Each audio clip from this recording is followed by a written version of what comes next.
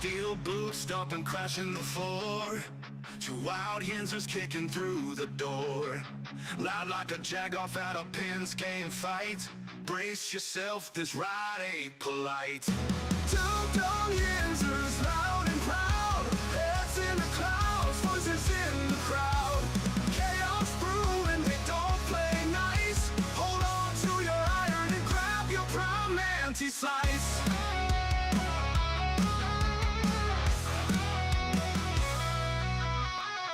Tales from the burg with a hint of mayhem. Pierogi powered, nothing can constrain them. Knocking back stories like an icy cold brew. You never know what these two might spew. Two Dum Yinzers, loud and proud. Heads in the clouds, voices in the crowd. Chaos brewing, they don't play nice. Hold on to your iron and grab your prime anti-slice.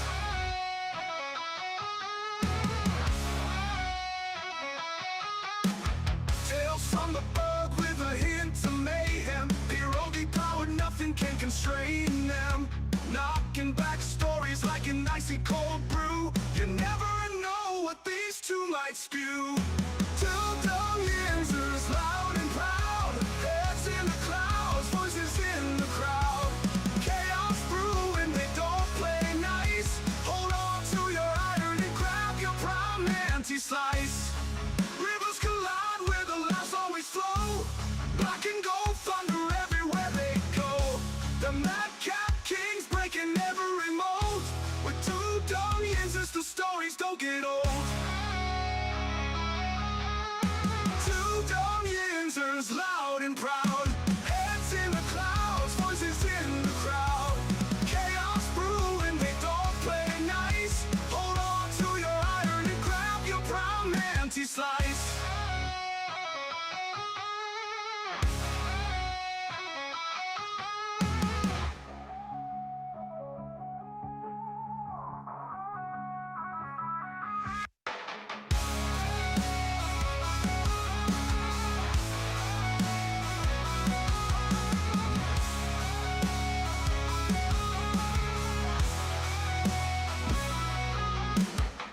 Hey,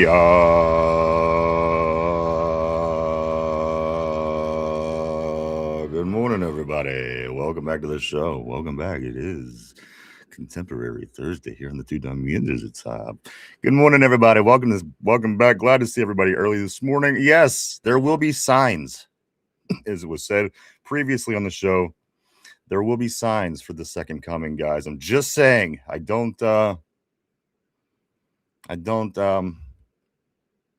know anything beyond that, but there will be signs. Everybody's waiting for the big second coming of Vanilla Thunder, guys. And again, I can't discern maybe what these signs are, but again, all I do know, it is written. There will be signs. It has been written. It has been written. Welcome back, everybody. Glad to see you this afternoon or this morning, depending wherever you be. This is episode 890 of the Two Dum Yinzers. Welcome back. I gotta be honest with you. We got a lot of stuff to get into today. Maybe tuning in, you think, okay, well, we'll talk about a couple of new candidates that are being talked about. Some people being contacted for interviews. But guys, we have a shitload to get into today regarding our Pittsburgh Steelers. I'm going to be honest with you. It's just. And maybe as exciting as some of the week during the regular season and during the season, guys. Right now is no time to stop paying attention to your Pittsburgh Steelers. It's big. There's a lot of big things going on, and these are things that are going to change the face of the franchise for possibly decades. So again, I do want to welcome everybody back. Glad to see you on the board. Good morning. I'm going to say what's up to everybody. Fitness, what's up, dude? Always great seeing the great Fitness Addict 1974 on the terrible board. My man, what up, bro? He says, yo. Yinzer Joe, my man. He says, hey, yo, Yinzers, what's up, dude? Always great seeing Yinzer Joe. Feel the Steel, what up, what fans? Here we go, Steelers. Here we go, my man. Feel the Steel all the way from Texas. What's up, big baby? Tortilla, holy shit. There it is. They told us there would be signs. Again, I don't know what they are. I have a hard time discerning these kind of things, but there will be signs, I'm being told, guys, of the second coming. That's right. Maybe it's a big eclipse size head in front of a studio light, whatever the sign may be. I don't know what it is. but there will be signs. Welcome back to the show, everybody. Yinzer Joe says, you guys are the highlight of my day. I need it, especially today. My best friend and neighbor passed away this morning, and I'm still not optimistic about my man. That's terrible to hear, dude. I am sorry to hear that about your best friend and your neighbor. Hey. Well, we thank you, and we hope that we can do a little bit to help you stay on track. We'll do the best we can, I promise you, my friend. Sorry to hear that, Yinzer Joe. Tater Tart, I was starting to wonder about you. I was starting to worry about our little Tater Tart, but he's back with his piss pukers comments. Welcome back to the terrible board. To our little Cleveland Brown friend, the Tater Tart is on the board this morning. Also, Tortilla, keep your head up. And that's it, dude. And the thing is, there's nothing I could technically, literally say to make that all go away and get better. And like I said, we'll do our best to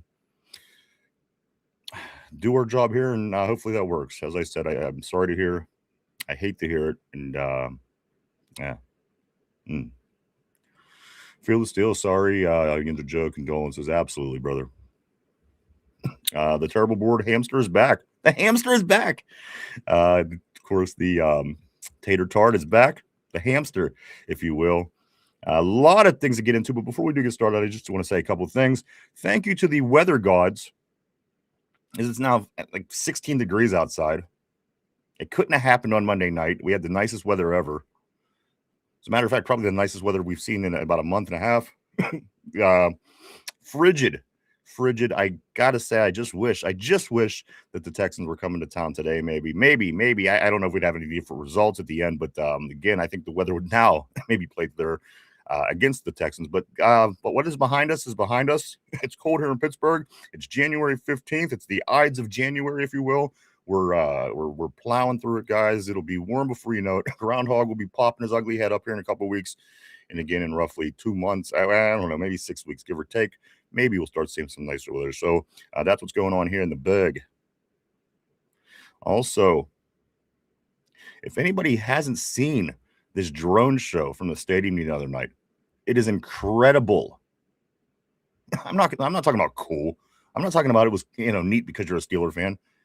Good Lord. If you want to go check out something cool, go over to right here on YouTube, I guess. Anywhere you could go to. You can pull up this video of the drone show. It's roughly 6 minutes long, give or take, from the stadium on Monday night before the game. Very, very cool. It just makes you wonder if we could do this now, what is 10 years going to have? It's very amazing, guys. As I said, I do highly recommend go check out this drone show prior to the Steeler game.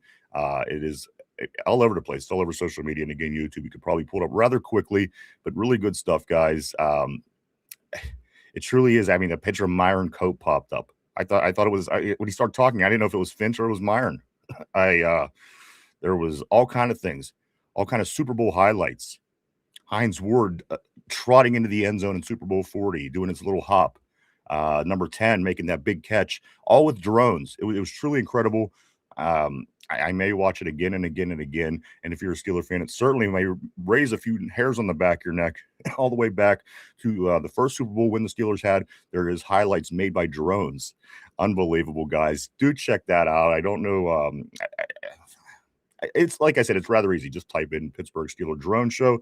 I'm sure you'll find it rather easily. Finally, we're going to do our picks tomorrow. Because we don't have any games today or anything coming tomorrow down the pike. So we're going to get our picks in tomorrow for the week for this weekend's divisional round NFL playoff games and the national championship, of course, coming up on Monday between Indiana and Miami. So we'll be doing that tomorrow and so much more heading into the weekend, guys. But I do want to say to everybody today, welcome back. Glad to see you. Everybody, Finchy, my man on the board, says some of those drone shows at the events have been absolutely unbelievable. And I couldn't agree with you more. I was blown away by what I've seen with this drone show at Pittsburgh the other night. So, guys, do check it out. I think, again, if you're a Steeler fan, you're going to love it. Tater Tot, you'll probably look at it all cross-eyed and have no clue what's going on, and that's acceptable. But anybody that does want to go check that out, do check it out. A lot of really cool. It's a really, really, really, really cool thing, guys. So much to get into today. Good morning, good afternoon, wherever you be. Welcome back to the show. This is, again, episode 890. Just 10 short shows away from the big 900. We'll be cracking into season 9.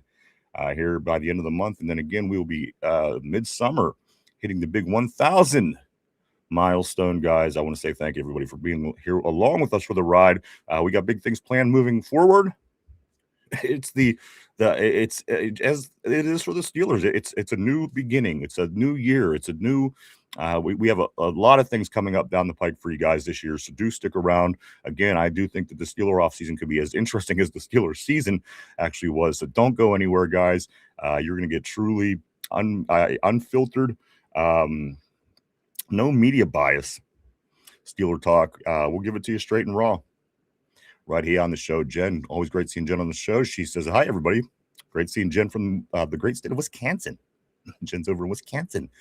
Steeler freak, my man, Big John Stud, middle name Mud. He says, Mike lost weight. He must be wanted by his ex-wife's lawyer. It's actually the all the lot lizards are keeping me busy. Let's say putting in a lot of cardio. I just hearing that voice say lot lizards. There's something in the air. Again, I don't know what it is, but there will be signs. I'm just saying. Let's see what's going on the board, everybody. Right here. Did the feed just cut out for 10 seconds for anybody else? I don't know. Mike, do we sound good on your end? And yeah, we're good on the on my other screen that I have up. Yep. All right. Thanks for the heads up, everybody. Also, Tater says this. I wish we would just make Jim Schwartz head coach. The head coach. The McDaniel rumors scare me. Phyllis Steele says, I freaking can't wait to see the new Steeler era start. Guys, let me get started. Let's get this started. I can't wait any longer. John Harbaugh hired. They're in the final processes of going through and dotting the I's and dotting the T's and crossing the I's, if you will, for the contract and the job up in New York. Jim Harbaugh is on his way to becoming the New York Giants head coach. A lot of speculation during the stretch that if Tomlin did leave, that could be a possible destination for him. I'm going to tell you where the best possible destination for Mike Tomlin is for him and the Pittsburgh Steelers. That's all coming out here real soon. So much to talk about today. Browns signing, the Browns ain't signing Deion Sanders. Get out of here, are they? Tortilla's saying this. Also, a lot of things, guys, a lot of things. And I'm going to get into it right now. And I'm going to start with John Harbaugh. And I'm going to make it all tie together, so bear with me. John Harbaugh and Mike Tomlin are very similar coaches. Very similar coaches. And I don't think anybody could deny it. I think the results of these two teams that face off 2 times, 3 times, sometimes a year, every year, couldn't prove anymore that these two guys are the same person. They're the same person. They're coaching, their records, everything. You go all the way back to the 18 years, the 19 years, both of the coaches, everything, a lot of things match up. These two guys are the evil twin brothers of the NFL. And why I say that is because time's passed them by. Time has passed those two gentlemen by. They aren't able to keep up with the constantly changing league around them. They're solid coaches, but they couldn't keep up. And their results prove it. And you're going to come at me and be like, no, we got this, we did that. I get it. But listen, we're talking about today, moving forward. They're the same two coaches. They truly are. Again, neither of them could keep up with the changing of the ever fast. Again, this league is constantly changing. And I'm going to give you a lot of examples of this today. I took some time to dig up a lot of information for you guys. And I think that you're gonna again stick around, everybody. We got a nice show today. A lot of things to talk about. Of course, the big changes coming here in Pittsburgh. It is the beginning of a new era as Mike Tomlin does resign yesterday from the Pittsburgh Steelers. He does have a year left on his contract and is still under Steeler control. I'm going to give you the best possible possibility for the Pittsburgh Steelers and Mike Tomlin. Everybody wins. I'm going to tell you how everybody could win just in one moment. But as I did say this, John Harbaugh did sign with the New York Giants, guys. They are working on, again, ironing out the details, and that will be finalized more than likely today. Let me take a look on the board this morning, this afternoon, wherever you be. Welcome, everybody. Let me grab a couple of these messages. I don't want to get too far behind, guys. I know it's been a busy beginning of the week so far. I struggled to stay caught up a lot of times on the board. But I got to be honest with you guys. I'm here for it, and I'm here for the challenge. We're going to keep up today. I promise you, I tell you. Finchy says this, Tomlin's best destination is TV. He would be great and could command a lot of big TV money. I don't disagree. Joe said this: how long was left on Tomlin's contract? One more season. One more season. We do have we have control over his contract for one more year, so that plays out again. I think this could really work to the Steelers' advantage if we handle this correctly. Hello to Kenneth, my man, Kenneth Jones. I hope you're doing well. We're still all kind of hungover from the playoff exit on Monday night, but again, certainly the news in town is keeping us busy here with our sports and our team and our true love, the black and the gold. Glad to see you back, Kenneth. I hope you're doing well, sir. Steeler freak, my friend John, he says this out in Las Vegas. I don't want Jim Harbaugh. That's what I'm saying. That's the same guy.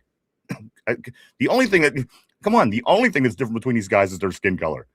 Their results and their work and everything that they've done and their teams literally are almost identical. The league passed them by. Say what you will. But there's fresh faces in the crowd. Don't be discouraged, everybody. We're going to get into that and so much more today. Tortilla says, I hope he does. TV, though, would be awesome. I do want to say good morning to Mike Quilton on the terrible board. He says, let's go, fans. I do want to say welcome to you, sir. Let's go, fans. Need to keep asking for guys in their 50s or former players who never any sort of coaching experience. Stop being stupid. Stop being stupid, Mike says. He's bringing it hot and heavy. First message. And he's telling you not to be stupid. There you go. Tater Tot says this: the national media disrespect for Niners disgusts me. They have lost nearly all of their star players to injury. They are overachieving. Shanahan is a genius, as a lot of these young coaches are. And you're seeing the fruits of their labor, guys, on the field and in the results and in the playoffs and in January, where these other guys who kind of got passed by, solid coaches, again, they're going to do a solid job for you. At the end of the day, you're going to have a solid job done by those two coaches. But again, time has passed them by, unfortunately, talking about the evil twin brothers of the NFL, of course, Mike Tomlin and John Harbaugh. As John Harbaugh does get hired, he's in the finishing up processes of finishing up that contract with the Giants, guys. So Mike Tomlin will not be going to the New York Giants. That being said, we are going to move on. Mark Malone says 2 more, I thought. I think it's just one more year on that contract. And I do want to say what's up to Mark. Always great seeing Mark Malone on the board. Finchy said this: would a change of boss, personnel, and environment influence John Harbaugh to tweak his coaching towards a little bit more toward a modern style? The thing is, I just don't know if they know how. They've had ample opportunity, many of years, to make these adjustments. I just think anything trying to do at the last minute is kind of grabbing for straws at that point. But again, I do feel that those two guys are the same exact coaches, and maybe I'm wrong. I don't know. We will see. We'll continue to follow their careers, and it's going to answer that for us regardless. Anyway, RB, my man, what up, brother? Always great seeing RB on the terrible board. He says this decision has already been made. Shula will be the next head coach. They didn't interview Shawhouse for head coach. That was a loophole interview to meet their next offensive coordinator, save him and give him my credit. I mean, you know what? That's a very good possibility. And I'm not going to say you're wrong. We don't know. Yinzer Joe says this: so if Tallman does TV for a year, the Steelers has rights and can trade him next season as long as he approves, because he does have a no trade clause. Yeah, absolutely. We have him for a year. We have legal tender over his contract for the next year, so we have a lot of control there. Brian, I do want to say this afternoon, wherever you're coming in from. Welcome to the terrible board. For starters, Harbaugh signed with the Giants already, I believe, this afternoon. He started the process last night. Brian, I do know that they had to, again, cross the T's and dot the I's, and that's basically where they were. They were finishing up details. But if you are saying that they finalized it, I'm going to take your word. Right there on the terrible board. Feel the Steel says, Shula, damn. Okay. He was he was 3 in my list, but I wanted Kubiak or Flores.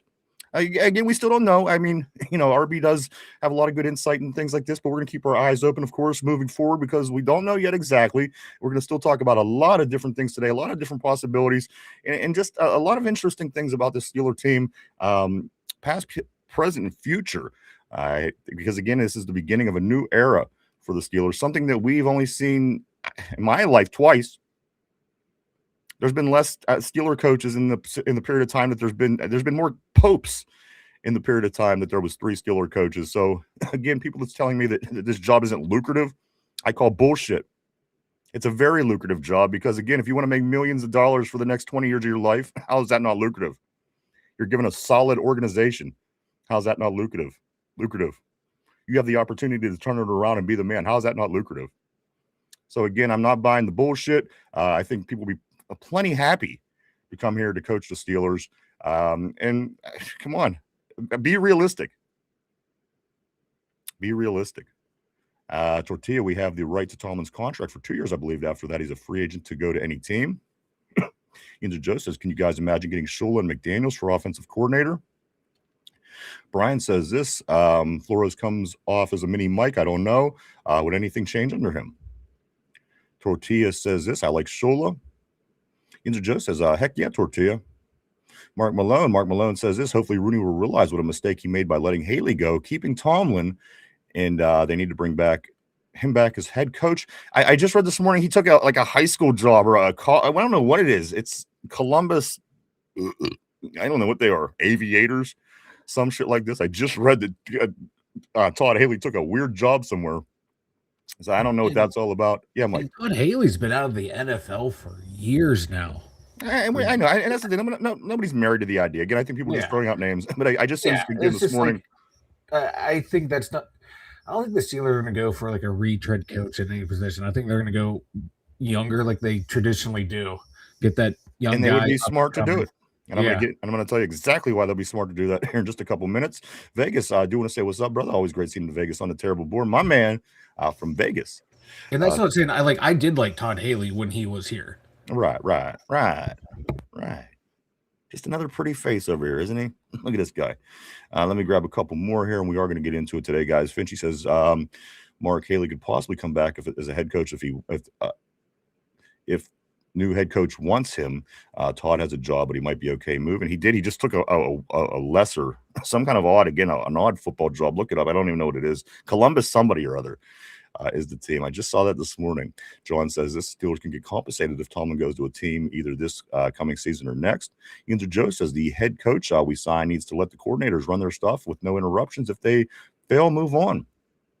Mark Malone, he says this, and Haley would be light years better than Tomlin. Finchy, Columbus Aviators is what it is. The USA, yes, thank you. Todd Haley just took the Columbus Aviators job. So there you go. Kenneth says, what's up, Mike? Tortilla, I'm sorry, Steeler Freak says Tortilla, correct. Tomlin would F them and sit out for 2 years. UFL. I think he corrects himself and says this on the board. Guys, so much to get into today. And I they're finally in the national media, finally getting around to understanding what I've been saying for 4 years. And if you don't believe me, you could go to our website and pull up the link for the past 5 years of this show. The key to winning in the NFL, the reason why the league passed our team by, the reason the league passed the Ravens by. The proof is in the pudding. Look at the playoff bracket. Every team. And when I say this, you got to understand the picture that I'm painting. Every team in the playoffs right now, competing for the Super Bowl, they have either their young franchise quarterback, a franchise quarterback, or a newer coach, whether he be young or old, still relatively new to the system. And the only exception to this list I'm about to give you would be Sean Payton in Denver. However, he's still within the first 6-7 years. And again, that is a long period of time, but apparently it isn't, because a lot of people are accepting the fact that we haven't won a playoff game in 10 years. So with that being considered, let me get into the point. The teams that are remaining in the playoffs, it looks like this, guys. The Seattle Seahawks with Coach Mike McDonald as their head coach was hired in 2024. And their quarterback, Sam Darnold. Say what you want on a good, decent organization. This guy wins football games. He did it in Minnesota. He's the only coach behind Tom Brady to win back-to-back 14-win seasons. So again, there's number one. Mike McDonald was hired in 2024. He got his franchise guy. Number two, Kyle Shanahan. Now, he's another one. He's been around since 17, but I think you could put him in that category of a newer, younger coach. He's younger.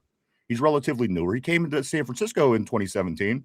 But again, we're going to use that as the timeline today, because that's roughly how many years we haven't won a playoff game. It's been more years itself, but we're just going to 2017 is the latest. So we're going to go 27 on. Nobody in the playoffs right now has a coach that's been on the coaching on that team since before 2017, and they got their guy. Let me give you more. Brock Purdy. Love him, hate him, Mr. Irrelevant, guys. Brock Purdy is Mike Shanahan's guy, a newer, younger coach in the league, relatively speaking, and he got his guy. Head coach, quarterback.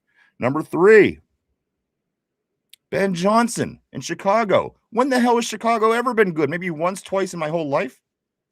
New coach, Ben Johnson. Franchise quarterback, young quarterback, Caleb Williams. 3 for 3. Number 4, the Rams. Against McVay falls into that category, I think, with guys like Shanahan. Came in at 2017, younger, newer coach in the league, relatively speaking, and got his franchise quarterback, Matthew Stafford.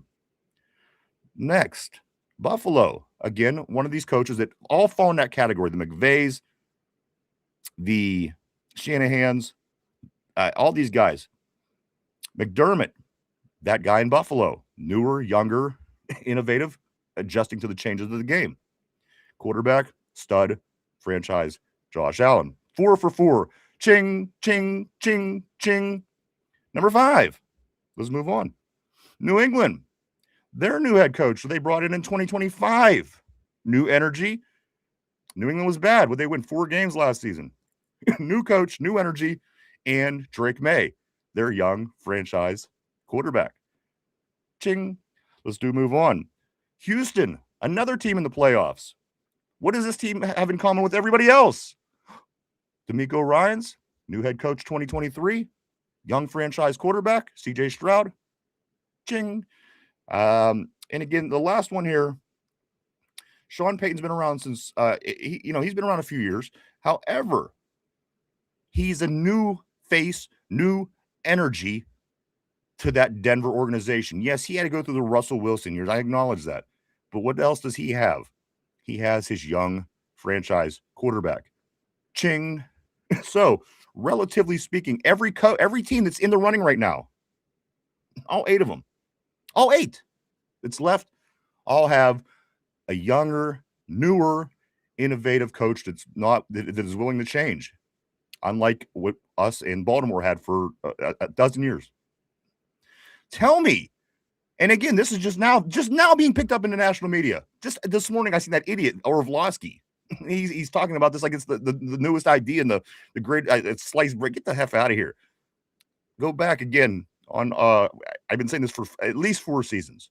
You got to have a head coach that's willing to move forward, that's willing to change with the game, be innovative, preferably younger. Doesn't have to be, but preferably if you want. And again, their guy at quarterback. We have neither of them. We've had neither of them for a long time. We haven't had a young stud quarterback or a franchise quarterback, even through the last few years of Ben's career with his with all the injuries and the elbows and the shoulders and everything else. And again, Coach Tomlin hasn't quite been up to changing with the systems in the league and the way that it is moving, and we got left behind. I have no doubt that we're going to be okay. All the boo-hooers, all the people that are really fighting the fight that, Tomlin should still be here, they're waiting. They're waiting for us to lose. They want nothing more than the Pittsburgh Steelers to not get 500. They want nothing more. And it's kind of hard to watch and see. But let me give you a little idea of how and why things might be okay. All right, guys. So after Chuck Noll in his final season goes 7-9 back in 1991, Bill Cowher came in the following season. In year 1, new coach, 11-5. Chuck Noll's players. Bill Cowher 7-9 in 1991. 1 year later, Steelers 11-5. Coach Cowher, no head coaching experience at all. Number 2, Bill Cowher, when he hung it up in 2006, they were 8-8. The year after their Super Bowl, they finished 500. The new coach with no head coaching experience comes in year 1, goes 10-6. This is a strong organization. Something has to be really wrong for us to go long periods of time, record-breaking periods of time, longer periods of time than it's ever been between 2 playoff wins for the Steelers. Something has to be wrong for that to be the case in this particular organization. It's a very stable organization. It's a winning environment in the NFL, and it has been for 60 years. So again, getting an innovative younger coach who's willing to change with the game, getting your quarterback are the two biggest things that this team could do moving forward, and they should do moving forward. And if they don't, we're going to continue to run on that treadmill year after year. And again, I and a lot of people think that maybe the problem itself had stepped down. But again, that's yet to be seen and yet to be determined. But there's never been one of these big three that's came in and had any less success than their predecessor did. So again, when Orlovsky comes on your across your feed today and tells you about this, tell Orlovsky we've been talking about this for 4 years and we got documentation of it all. You don't win in this league. Come on. The only exception is Andy Reid. But he's got his stud. But Andy is an outlier, guys. He did win he took the Eagles to 4 straight NFC championships in the early 2000s. An Eagles team that wasn't fantastic, made it to the Super Bowl for one of them, of course, losing to the Broncos. But Andy Reid just wins. He just wins. He just does. He falls into that category. If our guy just won, he would still be here. If our guy was just, he just found ways to win as Coach Reid has everywhere he went, he would still be our coach. Believe me. Doesn't matter. If we were winning, he'd be here. That's the bottom line. It isn't this. It isn't that. If we win games in January, at least one in the last 10 years, maybe you have an argument for him. But guys, we haven't. The proof is in the pudding. As RB is saying, I couldn't agree with you more. Andy Reid is constantly changing his approach and schemes. This team, guys, can you say that we outcoached many teams in the past 5 years? Is there anything that stand out to you? This isn't a Tomlin bash. This is moving forward and talking about the things that happen, things that are going to happen, and maybe the things that should happen. And guys, let me do that right now. I'm going to give you best case scenario for everybody. Everybody wins in this scenario. Now, whether this happens, whether it doesn't happen, I'm sure it probably won't, but the best case scenario for everybody involved: the coach, the Steelers, the fans, and even fans in this city. Do what you got to do. And listen, the Raiders need everything. They could take a shot on a high draft pick. There's no guaranteed on high draft picks. They have the number one. Listen, get a hold of the Raiders. You were able to fleece Miami. You fleeced Chicago. The Raiders are probably worse than both of those teams are right now. In worst position is certainly talk those guys into giving them a solid head coach that's going to give you 500 seasons every year. This is going to do a couple of things. It's going to give them a great coach to change the ways in Las Vegas. And it might prove the people who just said that Tomlin is so good no matter what, he's going to get a 500 record. But again, that's more down the road. 2, with that number 1 pick, go get yourself Mendoza from Indiana playing Monday night. If you're unfamiliar who I'm talking about, watch Monday. I think you'll like what I'm saying. And finally, there's a lot of coaches' names been thrown around, but if you could pull Mendoza with that, let's just say, again, this is best case scenario for everybody. Raiders win. Steelers win. And now, reach out to Cignetti, the head coach in Indiana. Again, young, innovative, might make some noise in the NFL. Nothing's guaranteed. Of course, we know this. But again, this organization doesn't slump for long periods of time, guys. As you've seen it through 50 years, at least over 50 years, I think we're going to be okay. I think we're going to land on our feet, guys. And again, you're giving us a 500 team. What's the problem? If the coach comes along and he's semi-decent, we should at least be able to hit 500 because you're passing along a 500 team. It's been for 500 for a long time. So again, there are going to be people that are rooting against your guy, depending on who it is, maybe more than others. But in my opinion, that would be, and again, maybe it's a pipe dream. I don't know.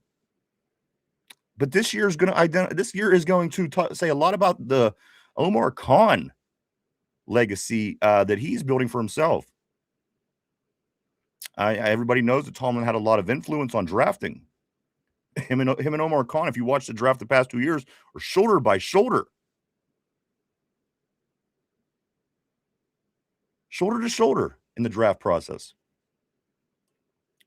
I mean, what do you got, RB? I mean, Cignetti's obviously a good coach, and obviously they're in the national championship, and they're murdering everybody. I just, I'm throwing ideas out there. So instead of shitting on everybody, let's come to a common ground here and figure it out, guys. Obviously, they're doing something good. Obviously, that coach is working out just fine, and obviously, their quarterback is not the drizzling shits. But I'm going to continue on because again, we are in the figuring it out process. Give me a better situation. The Raiders win, we win, the fans win, Mike Tomlin wins. We get guys, So again, a lot of things that we're going to get into today, guys. A lot of things, but do let me catch up on the board. I don't want to miss. I don't want to miss anybody today. We've been super busy the past couple of days. Of course, this week has been a banger. But we're going to do. I'm going to do my best to try to keep up on the terrible board today. Right here, Phil still says my 10-year-old cousin came over and asked, "You're a real Steeler fan, huh?" Showed her 43 highlights, and yesterday my aunt sent us a picture of my little cousin with her Palomalu jersey. New Steeler fan. I love it. Tell her we said hey. Tell her that the two Dum Yinzers said, here we go. RB, my man. Oh, wait, Miss Pittsburgh. Let me grab you first. Miss Pittsburgh, good afternoon to you as well. Here we go. Always great seeing Miss Pittsburgh on the terrible board. RB, Ryan, 4 years. I've been saying it for, and believe me, I have too. I'm just really trying to keep things real because people are going to start. I have 5 years of documentation. That's all. That's the reason I went that route. If I had more, I would say go back and look 10 years, but just bear with me, man. RB's in the mood today.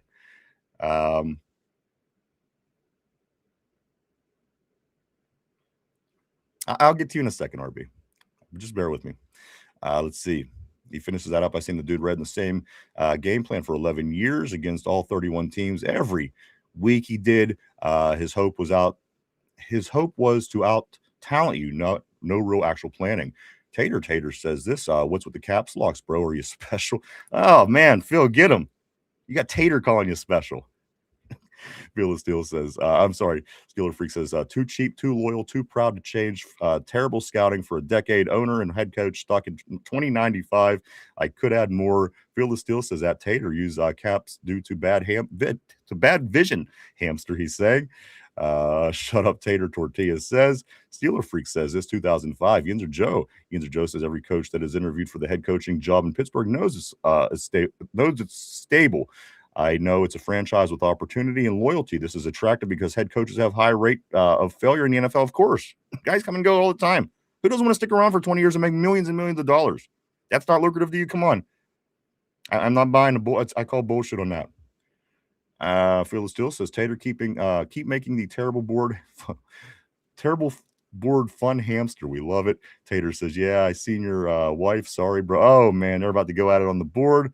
Mark Malone, he says, at the two Dum Yinzers, did you know that D'Amico Ryans is actually Willie D's son? Willie D from Ghetto Boys? Are you serious? That's pretty awesome. Willie D and Scarface and Bushwick Bill. Love the Ghetto Boys. Look at their two pictures in Houston. Tell me it ain't true. So you're just, it just looks like it is what you're saying. No, to quote Willie D, Willie D said, let a hoe be a hoe. All right. There you go. There will be signs. Phil the Steel says, here we go, Steelers. Should we go? Tortilla says, I've seen your mom, Tater. I thought Tater was hatched. I'm going to be honest. I can't believe Tater has a mom. It's true. Mike off the set says this. Welcome to all the new viewers. This is a place to have your voice and opinions heard. The two Dum Yinzers is a real home for the fans. Steeler Freak says this. The Pats went through a few quarterbacks and but where are they at now? And maybe that's the point you're making. And fired the head coach since Brady. They weren't scared. And look at them now. If we would have made any kind of move semi-related to what the Patriots did over the past 2 years, in the past 10, maybe we wouldn't be where we're at. Tortilla says Cleveland has 13.5 divorce rate, ranking high as one of the most divorced cities. Imagine that. And something tells me that it has a lot to do with Steelers. I'm sorry, with Browns fans. I couldn't marry somebody that was a Browns fan. Just saying. RB says, what's the real difference is 10-7 and 7-10? If you don't win a Super Bowl, seriously, you don't win at least and make the Super Bowl 10-7 and 3-14. It's all the same outcome. And exactly. But here's the thing, RB, we won more than anybody else. So what do we, yes, you want more. Yes, you could see things that maybe could help better. But again, nobody's done it more. So, I mean, Brian says, would signing an offensive-minded head coach? No, I mean, no. By all means, please bring somebody in with an offensive mind. If you don't, that's fine. But again, I would be so for an offensive-minded coach. Yinzer Joe says this coaching change is different. The coaches and philosophies have changed drastically. I agree. We have no coaches, no philosophy, and players with talent that you need all that to build on. I'm gonna say real quick, like even if we get like an offensive minded head coach, better make sure you get a really good D coordinator, and if you get a defensive minded head coach, get a really good O coordinator. Have that nice little balance on the staff there. You need balance. Art said this. He said that nobody in the organization is a candidate. Luckily for us, as Arthur Smith does have interviews and things like this everywhere else, guys. We'll get to all that in just one second. Oh, okay, never mind. Let's move on right here. We're going to go to Jen. Great seeing Jen on the terrible board. She says someone was joking that Bill Cowher still has 1 year left on his contract. Sign him up, crazy fans. RB says Andy Reid isn't an exception. Andy is constantly, well, how's that not an exception? An older, experienced coach in the league for a long time, doing the things that the good coaches are doing, the younger, innovative coaches. That kind of is an exception. Stephen P, my top 5: Flores, Burke, Campano, Shola, and Mittner. And we do have names. I mean, we scheduled already. They wasted no time. They wasted no time, guys, and I'm going to waste no time. I'm going to give you what we have lined up to interview in the last 24 hours. The Pittsburgh Steelers have 4 people that right now are scheduled to come in for an interview. The very first 5 of them, I'm sorry. Nate Schilhaas. He was the very first person brought in, guys. He's the Rams passing game coordinator. He's the first known candidate. These are the other 4 right now that we do know has interviews set up with the Pittsburgh Steelers, guys. Brian Flores, of course, the defensive coordinator from Minnesota. Jesse Mittner, the Los Angeles Chargers defensive coordinator. Miami's defensive coordinator, Anthony Weaver. And, of course, Chris Shula, right now in the betting world, is the leader right now as far as odds go, but that doesn't mean a whole lot. So that's 4 defensive-minded coaches right there, with Schilhaas being the only offensive-minded coach, and he is a passing game coordinator for the Rams. So those 5 guys right there are who are locked in place. They're coming to town. They're scheduled for interviews. I'm sure more will be coming throughout the day, week, whatever. But at the end of the day, this is what we're working with. This is what we got. We mentioned all kind of names yesterday, different possibilities. And I do know Marcus Freeman is not showing a lot of interest in coaching in the NFL. But he was asked about it, and he says, I'm a Notre Dame coach. So this is a guy that a lot of people agree on. They like the idea of Marcus Freeman. Who's not in a national championship, but anyway, I don't know how that differs from the guy that is. But again, I'll get to that shortly. So those are the 4 right now. It's in stone. Those guys are those 5 guys: Schilhaas, Shula, Weaver, Flores, and Mittner. Guys are the guys that are scheduled to come in for an interview. So we'll be keeping our eye on that as we do move along. And again, it could be a lot more as the situation goes, but we don't know. Just depends on who you listen to, I guess. Just to be different opinions on that. Let me jump on the board, try to keep up a little bit here today. I don't want to get too far behind. I'm going to stick around right about here. I'm going to go right here. Tortilla says, if it is an offensive game, but I don't think that changes the Steelers' pride. Absolutely not. RB says, where we get our headaches is the Tomlin lovers won't want to understand this new coach inherited Tomlin's hand, picked rosters forever for Tom. And you know what? That's a good point. What was it? Only one of Tomlin's last 12 first-round draft picks got an extension. That's not good. That's a lack of development. That's a lack of a lot of things. 11 out of 12 of our last first-round draft picks didn't make it to their second contract for the Steelers. Maybe that's a problem. Just saying, guys, a lot of things. This onion is going to be stinky. You keep peeling back these layers, the onion is going to stink. At the end of the day, though, we got 8 division titles. We did get an AFC championship and a Super Bowl over 19 years. And for that, I do give credit. And for that, I do have respect. If you're trying to find a counter to that, take those first 2 years out with the Super Bowl and the other playoff win. The next 17 years, 2 of those seasons had a playoff win in them, or had playoff wins in them.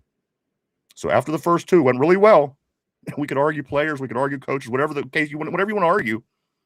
But we do know the next 17 years, only 2 of those years, the Pittsburgh Steelers found victory in January. So again, I respect the job done. I'll support the gentleman moving forward.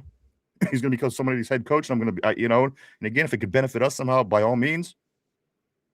But you got to call the bad with the good. You got to call the bad with the good. And I'm just saying, we're starting to find a lot of bumps, guys, where it was a lot worse than we thought it was. As yesterday, we put out a bunch of things where we were dead last when it came to playoffs, guys. Some in the history of the game, not just our franchise. So again, moving in the right direction, I do think. And again, people, the clientele was upset. They weren't satisfied. They spoke their mind, and change was made. Let me jump back on the board here for a little bit. Again, I do want to stick. I want to keep up with the crowd. I do. It's been tough the past few days, but let me go right here.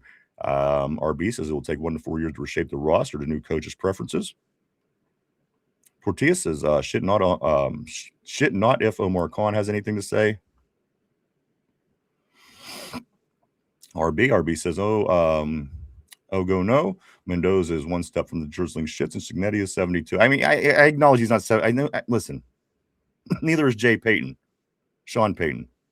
But wouldn't he be a newer coach? Wouldn't he be a new coach in the system? And the guy isn't exactly sitting around stagnant somewhere. He's, in the ever-changing game of college football, not only keeping up, but dominating. So again, just throwing it out there, man. That's all. Steeler Freak says 40 to 50% of the first round quarterbacks are successful. The best chance for success is letting the offensive coordinator find his guy for the scheme.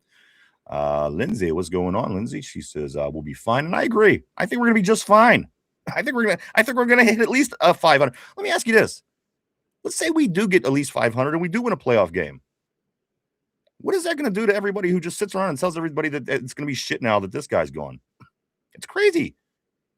What if we win a playoff game in January? And that's what's going to be hated, is because their guy didn't get it done. The people that supported Tomlin, and I listen, he was my head coach, and I acknowledge that every year, and I supported him, and I hope for the best. It just didn't come, unfortunately. So we have to find somebody that can do it. Would you pay somebody a lot of money to come work on your furnace if it didn't work when he was done? Or it worked all? Let me ask you this: if you paid somebody to work on your furnace and it worked all summer, it worked, but in crunch time, when it came down to it and you needed it, it didn't work every year. Would it take you a year to change your furnace? Would it take you 2? Would it take you 5 years if your furnace didn't work and get the job done when it was crunch time, when it was needed? Would you wait 10 years to change your furnace if it wasn't doing its job? You certainly wouldn't. Guys, quit buying into the BS. Tomlin and Harbaugh were the evil twin brothers, and that's not a bad thing. I'm just saying they're very similar. They got the same results, very similar results, and they couldn't keep up with the league. They couldn't. They didn't. Whether they couldn't or I don't know, but they didn't. And this is why both of these guys are looking for new jobs. And obviously Harbaugh getting that new job in New York. Kenny says if my furnace quit every winter, I'd get a new one. Exactly. And of course, we're not going to fire coaches every year. I mean, we're not a bad organization. We're going to do right by people. But you sure as shit don't wait 10 years if every year in crunch time that son of a bitch doesn't work. But it works all summer though. It's consistent. It stays healthy. It's the machine itself works. But every year in February, when it gets in today, 16 degrees. What if your furnace didn't work for you today? Wouldn't you want to change it? I'm just saying, guys, zoom out a little bit. Zoom out a little bit, at least. At least. Let me do stick on the board. Again, I do want to say welcome back and thank you, everybody, for coming and hanging out with us today. We certainly appreciate each and every one of you. Let me see where we're at. Mark Malone, man, that'd be great, but I highly doubt any team would give more than a 7th. And again, there's other teams in the top 10, 5. It's not out of the possibility to pull something like this off and get a stud. I know a lot of people still we haven't even seen Will Howard yet. So again, it's again, this is why offseason is just as exciting as regular seasons. Certainly this year. This offseason is going to be one of the bigger ones you're ever going to see in your life, guys, if you are in Steeler Nation. Gang, my man Jamal. I'm so glad to see you in the house, bro. I am. Always great seeing Jamal. He says this, Vanilla Thunder. Now you want to come back? Laugh my ass off. I see how it is. Well, there will be signs. Who said that? Jamal. Oh, Jamal, okay. Jamal's a lot to talk to. I like Jamal. I'm not saying that he's coming back, but again, there will be signs. Let me do move on the board. Yinzer Joe. He says Signetti is 64 years old. Rooney wouldn't bring him here, and Tallman wouldn't accept the trade to Las Vegas, while they lose their number 1 pick. These aren't good franchises. I wouldn't put it by them. They went out and got Pete Carroll on a 1 year. That didn't work out. Now I'm just saying they went out and got the best possible running back in the draft last year, didn't they? That was supposed to be a big difference. They were the worst team in the league. They got the number 1 pick. How'd that work out for them? They're not a smart franchise. I don't put it by them. Again, whether it happens, whether it doesn't, I don't know what a percentage I think it would be. But I do think that they're a team that could certainly be fleeced. Maybe a little desperate. Just saying. I'm going to go right here. Kenneth, my man, he says this. What if Omar was the guy since he was hired, but Mike was the PR face for the media? Well, Omar's only been in the position for 3 years, right? 2 or 3 seasons. So, I mean, if that's the case during that 3-year period, I would accept that, maybe. I mean, if we looked into it and find it to be fact. However, the 7 years prior, there was exact results. So, again, just kind of zoom out a little bit. Tortilla says the NFL players, coaches, and owners all value Mike Tallman more than Yinzer do, so we can definitely get – that's what I'm saying. Everybody just keeps on going about how great he is. I think he was a very solid coach. And again, if you're going to hear this, you're going to hear about this 500 record for the rest of your life. And you can't deny it. So that was done. Yes. And again, we're very appreciative. We'll take the wins. I don't care who the hell the coach was. I'll take the wins no matter who it is. But you're right. Somebody sees that kind of consistency. Somebody sees that kind of, the guy stuck around his job for 20 years.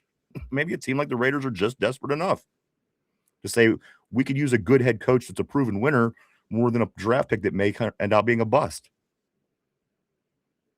And I'm not saying Genty was a bust. I'm just saying he didn't even have as good a year as Najee Harris did in his rookie year. And Najee was considered not that great of a first-round running back. Just my opinion. Let me move on the board right here. Todd Hastings. Let's go, my man. Great seeing Todd Hastings on the terrible board. Welcome. RB says, shitting on a guy. He's 72. You want him for a season and a half. That's all I'm saying.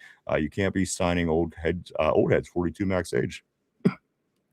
I think it depends on the person. I think it's true for players. I mean, we have 15 guys on our team that are 30 plus years old. Maybe that's part of the issue.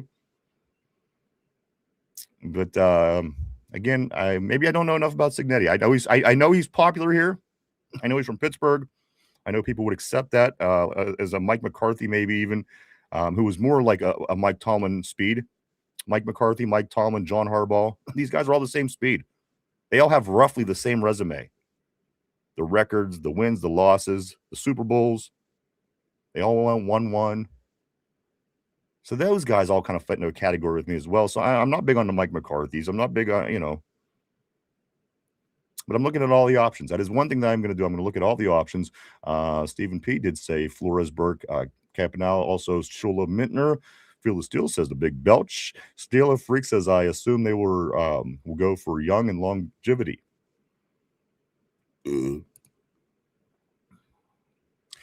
John Steach, welcome to the terrible board. John says this: Steelers will win the division in 2026, no matter who the Steelers head coach. And I agree.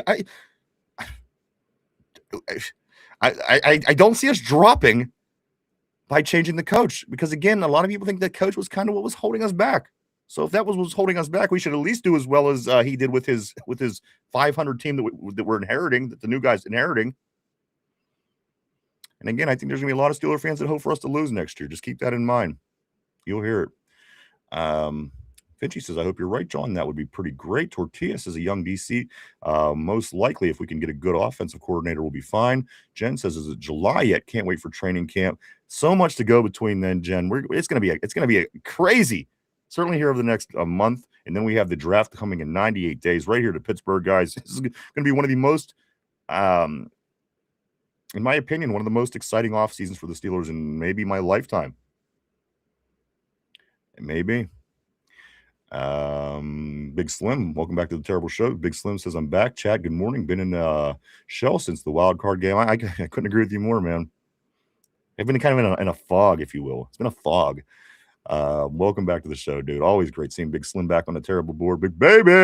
Yeah, what's up, everybody? RB says, to clarify, Ryan Mendoza is fine in college. He has 0 NFL traits and very below average in every measurable. Could it work? Yes. Is it worth take that swing and possibly miss? I take your listen. I always respect your opinion, RB. Whether it's different in mine, and again, I don't know the answer, and this is why I'm different than the media who's telling you that they do know the answer every step of the way, because they want you to tune in and listen. I'm going to tell you just like we know, and just like every it's a Steeler Nation, baby. Tortilla says this. His white boyfriend named Fernando. It's gonna work out. Whose boyfriend is named Fernando? RB says, we can't swing and miss on guy. But you know what? You're right. And that being said, RB, I couldn't agree with you more. It would be very beneficial if we didn't swing and miss this year. 100. He says you can't swing and miss this year on quarterback 1 again and be set back 5 more years. You can't gamble it again early. You need to gamble on actual physical skills. I respect your, as always. Good comment. Finchy says this. Danny Smith for head coach and purple. The peace sign, I think he got up there on this board. Also, Steeler Freak John. All 3 previous coaches had their early success, and the times were different with all having mere patience. I foresee the new guy having 3 years to show progress unless he really shits the bed, and he deserves time. If we give the guy that doesn't get the job done in January a decade, you better damn well at least give the new guy 3 years. And I think we're going to do better prior to that. But again, you know where all the hate's going to come. The writing's on the wall, guys. I know that the board is not stupid. Very, very intelligent group of people, guys, and I know you see what's going on as well. Joey Rico, I want to say welcome to the terrible board. Great to have you here on the Two Dum Yinzers. Welcome to Joey Rico. Joey says this: Mike Tomlin was an amazing couch. 8 wins behind passing Chuck Noll, but it was time for a change. New leader. Thank you to Tomlin. And you're right. Everyone should quit. He's gone. It's done. The problem that we had fixed. It's fixed. Now we have to try to make that next move. I say you got to respect Coach Tomlin. He's going to be your coach for the rest of your life, as Bill Cowher is, as Chuck Noll is. They're Steeler coaches, guys. I think it's probably the best bet to say thank you for your service. I respect what you've done, and let's just continue to move on. I couldn't agree more.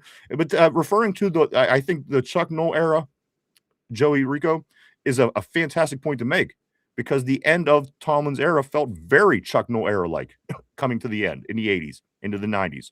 Still couldn't keep up with the game, couldn't change with the game, wasn't doing the things that the other teams were doing. They were finding ways to winning games in January and making Super Bowls. Very similar the way that those 2 tenures ended out, Chuck Noll and Mike Tomlin. I couldn't agree more. So again, we'll see if the next guy's work's cut out for him. We'll see how it goes, as we do every time. RB says Vanilla Thunder or Shola has been a passing game coordinator, and VT's that Vanilla Thunder? Shola has been a passing game coordinator in DC in the NFL. I like Shola. I like Shola, but I'm a bloodline guy. That's why I like Joey Porter. He was, I like his dad. He did great things for us. I know Mike's not, but I do. I like a good bloodline. That's just, people are going to say that Don Shula's son and, wasn't as good. I mean, he wasn't. But again, nothing in this world is 100%. Yeah. No. What I would like is to get Shula and what's the other guy's name? Shalazy or Shalase or whatever. Get both of them and have Shula be head coach. Shillhouse be the OC, be the young OC, and then go out and find a D coordinator. So basically what you're saying is everything that made the Rams successful and got them to where they are, basically just kind of take and adopt that. You steal what's hot. Every sports league's a copycat league. I understand. And why not copycat? Couldn't agree more. Steven says this, I'm okay with Arthur Smith not dude, if Arthur Smith returns, it would be devastating. He's being in the Rams asked permission to interview him for offensive coordinator. Yes, I was going to get to that. He was. I'm sorry, bro. I'm sorry. No, it's all right. So he does have a lot of interviews going on, but as I said, he better run, not walk to them, because his offense didn't thrill anybody. It didn't throw anybody off. It didn't trick anybody, and it certainly didn't outplay you. Again, maybe you run. Don't walk to these interviews, Arthur. You might that window might close on you, brother. I'm just saying. Nobody that I know of is too excited about the way the offense went. And again, we're gonna find out where the tire hits the road, guys. Was it the head coach? Was it the quarterback? Was it the offensive coordinator? We're gonna find all that out real soon, and we will keep receipts. And we'll get to it, guys. We sure will. Finchy says this at Tortilla. Finch does not know ball. LOL. I'm a silly fan. Also, Jen says, sorry, Steven, I'm not. Yeah, nobody's okay with that. Thank you, Tortilla. Appreciate that. Finchy says Vanilla Thunder for president, for head coach. Jen says, I'm sorry, I read it wrong. I thought you said you wanted Arthur Smith to return. No way in hell. No way in hell. If you wanted Tomlin gone, you sure should want Arthur Smith gone. My man RB right here. I'm sorry, bro. I was a little testy. That's all, bro. We're all on the same page right now. This is what RB is saying. Anyone see apparently TJ and Aaron were sobbing like babies, screaming in sorry to Mike. Jesus, HD's twice. It's funny. It doesn't surprise me that the guys that just played for him are saying what they're saying. I mean, to say that they're entirely surprised, I think could be fabricated just because, they're friends with him. They just worked with the guy. But former Steelers, guys that won Super Bowls, feel it. People around the league will continue to tell us that he's one of the better coaches, but they see what's going on as we continue to lose every year and not get any wins in the postseason. So, again, let's see how popular he really is around the league. He's going to get a job. He's going to get one fairly easy. But, again, a lot of things to watch moving forward now. A lot of the shit that was talked, we're going to be able to pull those receipts and see if they were right or not. And we'll be there for it the whole way. Tortilla says Derpy's a special team. Yeah, he's a special teams, all right. That could be the game ball on the terrible board today. I do want to just throw that out there at the halfway point. Tortilla, you do have the edge for game ball on the terrible board. Stephen P says Jen, no worries, but the new head coach should keep Danny Smith at the special teams coach. Steeler Freak says Derpy, the strength trainer and massage therapist. Oh my God, I'd pay to see that. Tortilla, I don't even trust Arthur Smith to flip burgers. Ginger Joe says, did you say Flores? Flores is on the list. It's official. He's one of the 5. There's 5 people right now that are scheduled for interviews. More, I'm sure, coming today. More possibly as we speak. But as of right now, Flores is on the list with Mittner, Weaver, the defensive coordinator from Miami, Chris Scholla, and of course, the first guy that was known as an interview for Mike Tomlin's position was Nate Schillhaas. And again, I think Yinzers are going to like that name. I do. Guys, let me do this. I have a bunch of just bear with me for a minute. I think you're going to like this. I don't remember where I pulled it up. I will give you the source as soon as I do find it here in just a moment. All right, right here. This is from the Pittsburgh Post-Gazette. Guys, you want to take a look at some coaches, some possibilities. I'm going to give you the coaches, 3 top coaches with the offensive minds, 3 top coaches with that are offensive up-and-comers, 3 defensive-minded coaches, 3 local ties coaches and 3 bounce back coaches, guys, as the possibilities for your Pittsburgh Steelers moving forward. Guys, offensive-minded guys. This is what the Pittsburgh Post-Gazette reported. The top 3, Clint Kubiak, from Seattle, of course, 38-year-old Clint Kubiak. From the Bills, this is under the offensive minds, Joe Brady from the Bills, 36 years old. And then Mike LaFleur is number 3 at 38 years old, of course, the Rams. These are the offensive up-and-comers. If you're looking at possibilities for the up-and-comers, maybe some of these new names around the league might grab your attention. Offensive up-and-comers, 30-year-old Davis Webb from Denver. How about Jared Johnson, 37 from the Houston Texans? And, of course, Nate Scheelhaase. He is in for interviews. Defensive-minded coaches, the top 3 defensive-minded coaches that are possible for the Steelers to bring into interview and even higher. This is by the Pittsburgh Post-Gazette, number 39 years old. Chris Shula, of course, down with the Rams. Jesse Mittner, 42-year-old with the Chargers. And Matt Burke, 49 years old with the Texans. Those are defensive-minded coaches, maybe the top 3 if you're trying to categorize them in that way. Local ties, if you're looking for a local tie. I know people in Pittsburgh love a good local tie. They just do. This is what your local ties look like in the coach hunt, guys. 62-year-old Mike McCarthy, 46-year-old Jeff Haffey for the Packers, and 46-year-old Antoine Randall thrown up on this list, of course, with the Bears, doing some assistant coach work up there. And finally, your bounce back coach options.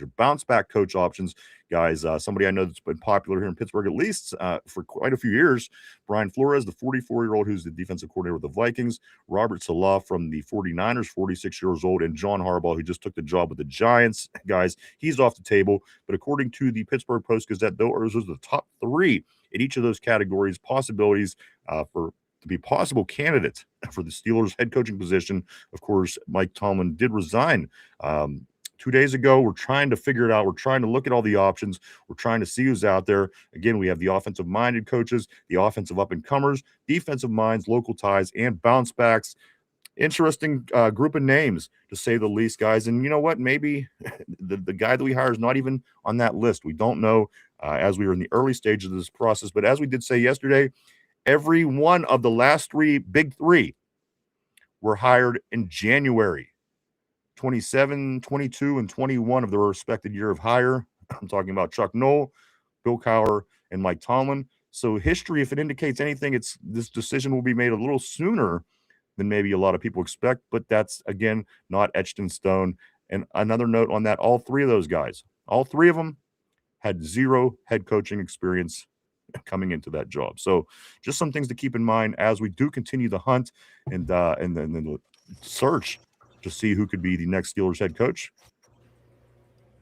A lot of guys on there that I wouldn't mind for like head coach, and if they don't get him as head coach, like take a look at, see if they, hey, you want to come here as a D coordinator, someone like Salah, offensive coordinator like Randall, because I just following Randall's career since he left here in coaching, every stop he's gone, like where his position groups that he's coached have gotten better year over year and have been really good groups.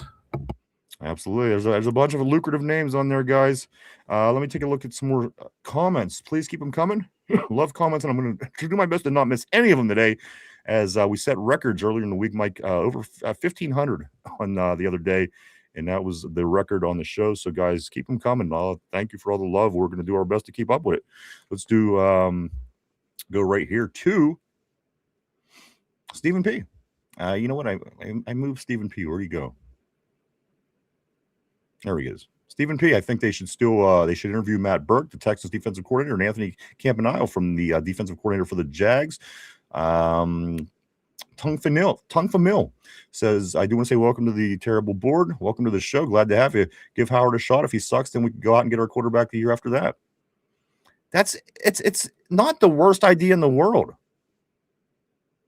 Maybe hang around until a guy you like, an Arch Manning, the kid that's going back to Oregon. There's a lot of winners that are staying around in college for the extra time, the extra money, all these kind of things that aren't coming out just quite yet. So it's not the worst idea, Famil. That's certainly, it's not going to be popular. You know what? For a lot of people, it might be. I think a lot of people still want to see Will Howard, but I think everybody's kind of they want to hit the ground running. And I think that Art Rooney II, same thing. He comes out yesterday in his press conference and says, we'll try to compete from day one if we can. So we'll keep an eye on that, see how that plays out.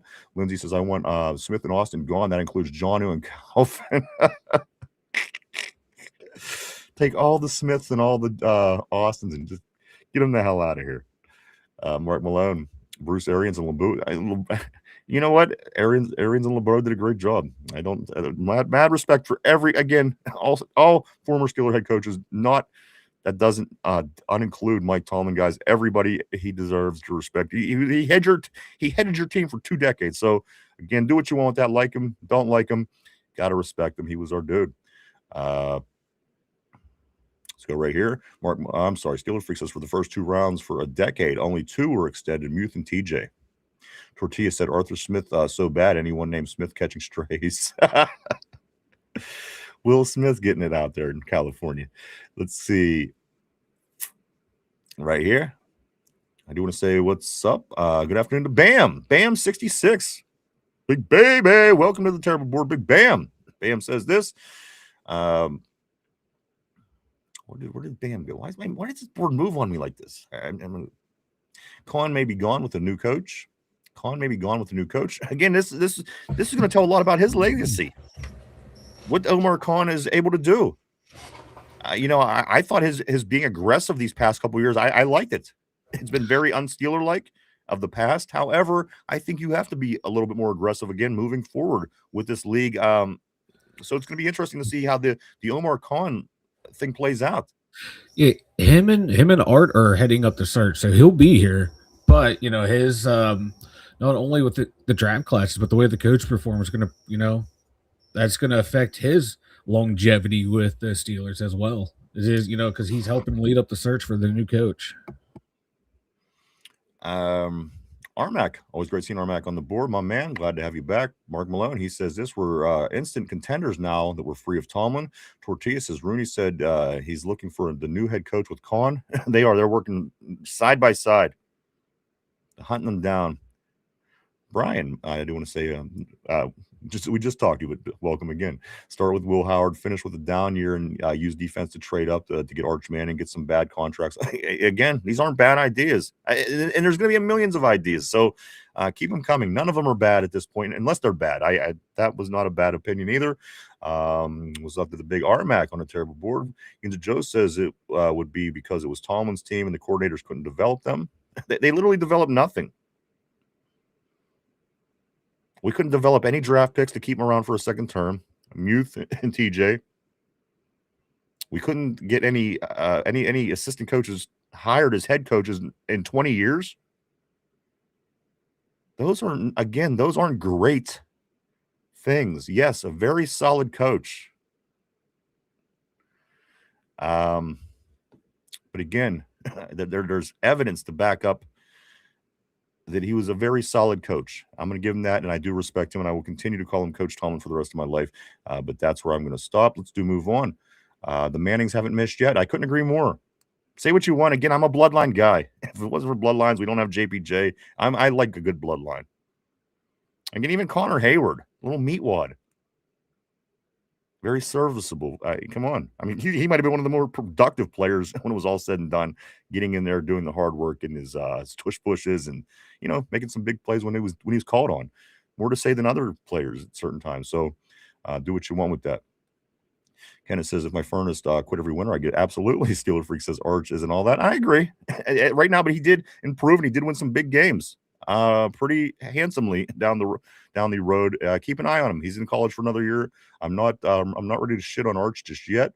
Steeler Freak says, I'm sorry, Mark Malone, always have a wood burning fireplace or stove just in case.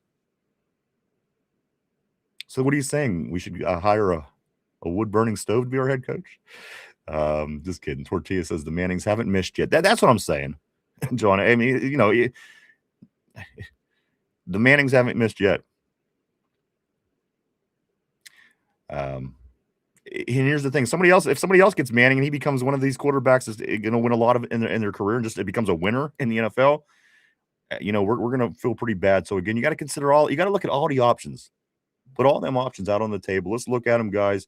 We can't be jumping on the first thing we see for any particular reason. This should be a long, drawn out process. However, we'll see how that does go moving forward. All right, I'm gonna go right here. Power could go out. Mark Malone says it sure could. Jamal. So when Tomlin stepped down and Aaron Rodgers cried and apologized to him, while T.J. Watt said no, as if it crushed them. Why wouldn't they? They just played for the guy. They're all. I'm not going to say that the guy doesn't know how to make a good friend. I'm not going to say that Coach Tomlin doesn't know how to have a good relationship. I'm going to say that most people that probably know him personally probably love him, but unfortunately, that's not his job. That's not why he gets paid tens of millions of dollars. Come on. They have a lot of friends that jump on Facebook. I don't know. That's not what I want him for, to have good relationships and friendships and everyone say how great he is, because obviously we have a decade of numbers that indicate otherwise. Solid, yes. Respectable, yes. Very similar with John Harbaugh. Very similar with Mike McCarthy. It's that class of coaches. Say what you want. Go look up the numbers and compare. Mark Malone, I wouldn't discount Magnum Malone if he didn't have to come up cold off the bench. Of course, Mason, he means Finch. Finch says this. What the Steelers don't want is another 8-year finish next year. You'd much rather have a lower finish for a better draft pick or something. Anything different than what the hell we just went through for a decade. That shouldn't be acceptable to anybody. It really shouldn't. And if it is, listen, the Yankees aren't expected to not win a playoff game in a 10-year period of time. They're the Yankees. The Lakers are not expected to not win a round in the play. They're the Lakers.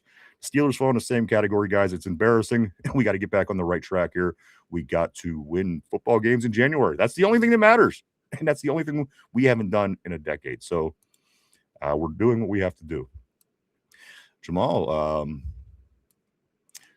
love you, Vanilla Thunder. Can't wait to get your ass back on camera. There you go. Some love, Vanilla. I'm not saying, listen, I'm not saying anything. I'm just saying there will be signs. Let's move on. Finchy says, just please, no more middle of the pack finishes with middle of the pack draft picks. Well, one way or the other for once. Geez, oh man, would be nice. Jamal for head coach.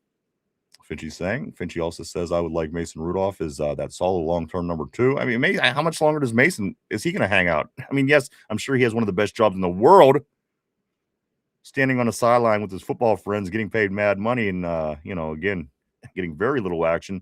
I don't know why anybody would walk away from that. But again, how much more does he have in the tank? He's going to eventually either want to do something, maybe as he tried in Tennessee to go play, or if not, he may walk away at some point. He's been there a long time on that sideline. I'm just saying. Let's go to Loud Harley. I do want to say welcome to Loud Harley on a terrible board. Great to have you. He says, give Will Howard a chance to play. If he sucks, we draft a quarterback in 2027. When the real quarterbacks come out, Purdy was the last pick in the draft. We played Kenny Pickett for 2 years, and he was garbage. Great comment. Welcome to the terrible board.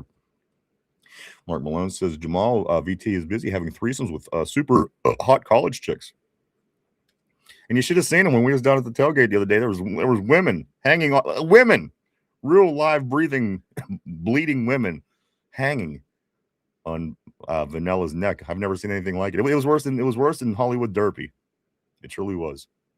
I'm still trying to get over it. But let me move on. Somber says this: give me a 4-win season. Let the new coach get his job in 27. His quarterback in 27. Again, these are all just depending on what you prefer. Do you want to win in January? Do you want to get a high draft pick? You know what I mean? So there's a lot. And the thing is, I get it. There's thousands, millions maybe, Steeler fans around the world. So you're going to have many different opinions. And right now, we're all in the same boat. We're just trying to figure it out together, guys. Everybody thinks they know the answer. But again, we'll see. We'll see when it plays out. That's why we do. We're here. We do what we do. Kenneth says, what I'm saying about Omar, since he came, we started to see moves on characteristics. Absolutely. We surely have. And I got to be honest with you, I'm okay with that, because we did the opposite for such a long time. We continued to try to build the team the same way. And as the league has passed us by, as I mentioned, maybe a half a dozen times since the show started today, it's definitely been where we're at here. Let me get back to on. My board just keeps moving, Mike. I wish I could fix this.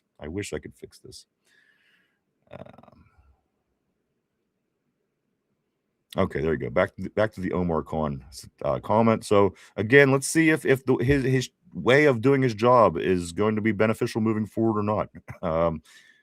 Again, I like the aggressiveness. I think you have to have some aggressiveness, and again, you can't go back to the way the Steelers built their teams historically. It just isn't going to happen anymore.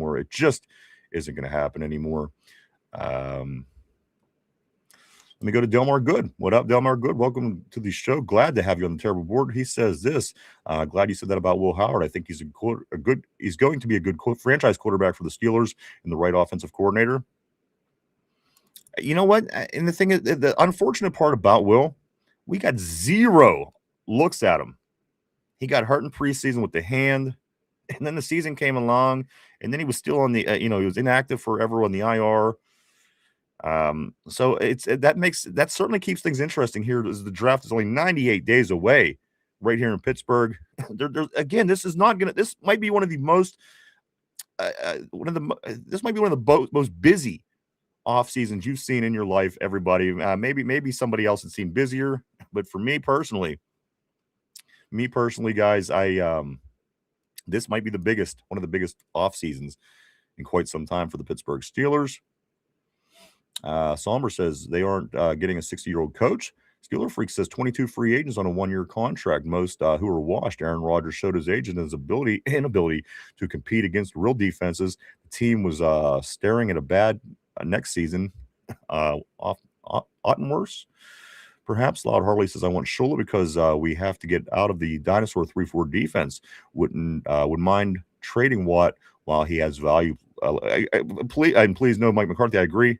I liked Mike McCarthy about 10 years ago, but as I seen, he started to play out as the Harbaugh Tomlin kind of coach. The same results. I didn't really continue my pursuit on him because he was a Pittsburgh guy. He had my favor, but as I said, as he went to Dallas and continued to still have Tomlin and Harbaugh type results, I lost my edge, my want for Mike McCarthy. So I agree with you on that 100%. Yeah, Mike, I hear you tapping in. Yeah, sorry. I was gonna say, yeah, and Mike McCarthy had prime Aaron Rodgers, 4-time MVP Aaron Rodgers, and he won a Super Bowl. Super Bowl. Well, yeah. Yeah, so it just depends where you're coming from with the argument. You know what I mean? So you're saying he's not good enough, but Tomlin, a lot of people saying are with the same exact results, is the point I'm trying to make. But you're right. Do something with TJ while he has value still, guys. The league says he's the best. Everybody says he's the best. I think $41 million should have been thrown down the toilet this past season. Again, that's quarterback money. That's Patrick Mahomes, who touches the ball and makes every game on his hand, on his arm. Our guy, same amount of money. Again, not having the same results as Patrick Mahomes, of course. Steeler Freak says this ugly chants and boos. We're going to fill the stadium next year. It was going to be bad next year if things wouldn't have changed. I agree.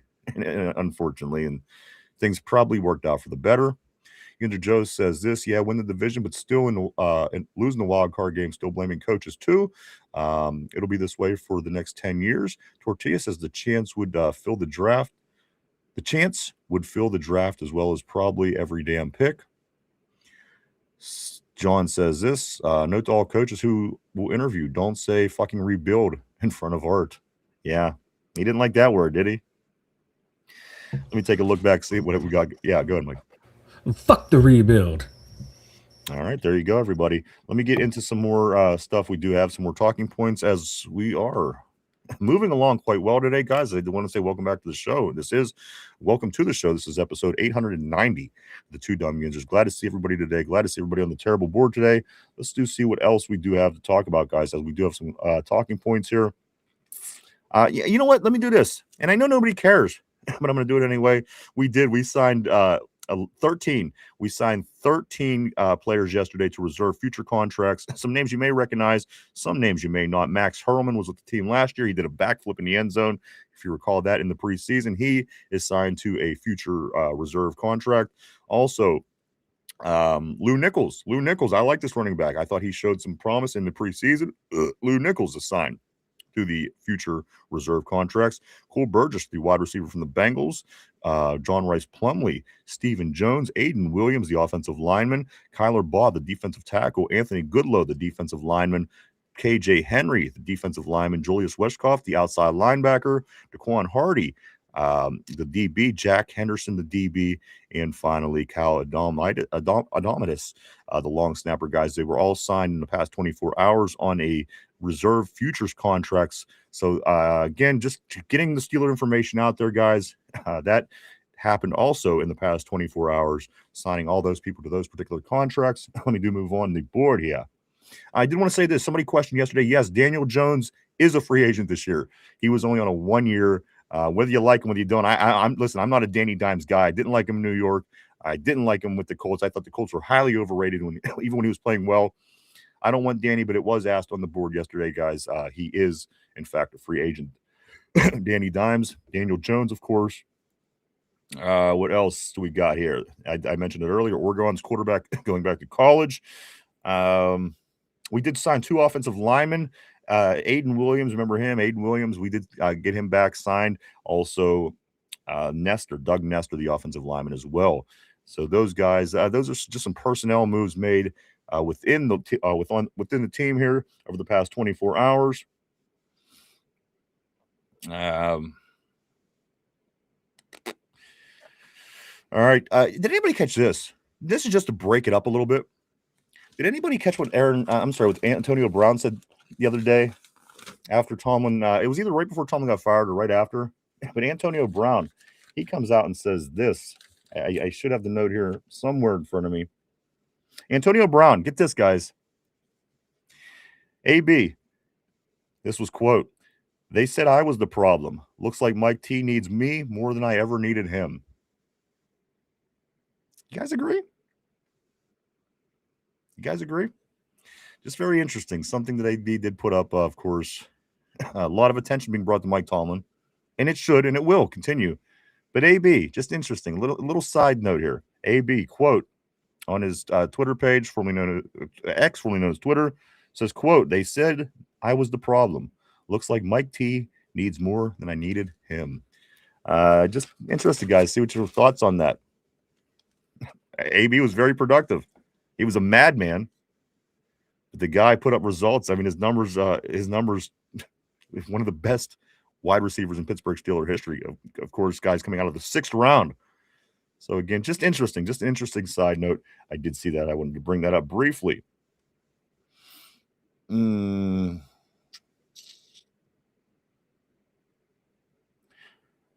Bettis, he is he's lobbying for Kevin Stefanski. Anybody hear this one? Of course, Kevin Stefanski, the former Browns coach, who I didn't think was a terrible coach. I just think the Browns are such a terrible organization. But JB, my man, the boss, who retired 20 years ago, he is endorsing Kevin Stefanski to be the head coach. That is JB. Also, the Detroit Lions, Mike, as you mentioned, the Rams earlier, the Detroit Lions also requested an interview for Arthur Smith. So for the offensive coordinator position, of course, they have a head coach, but Lions also requested interview from and with Arthur Smith, Mike. That's just, when I read that, I just laughed so hard.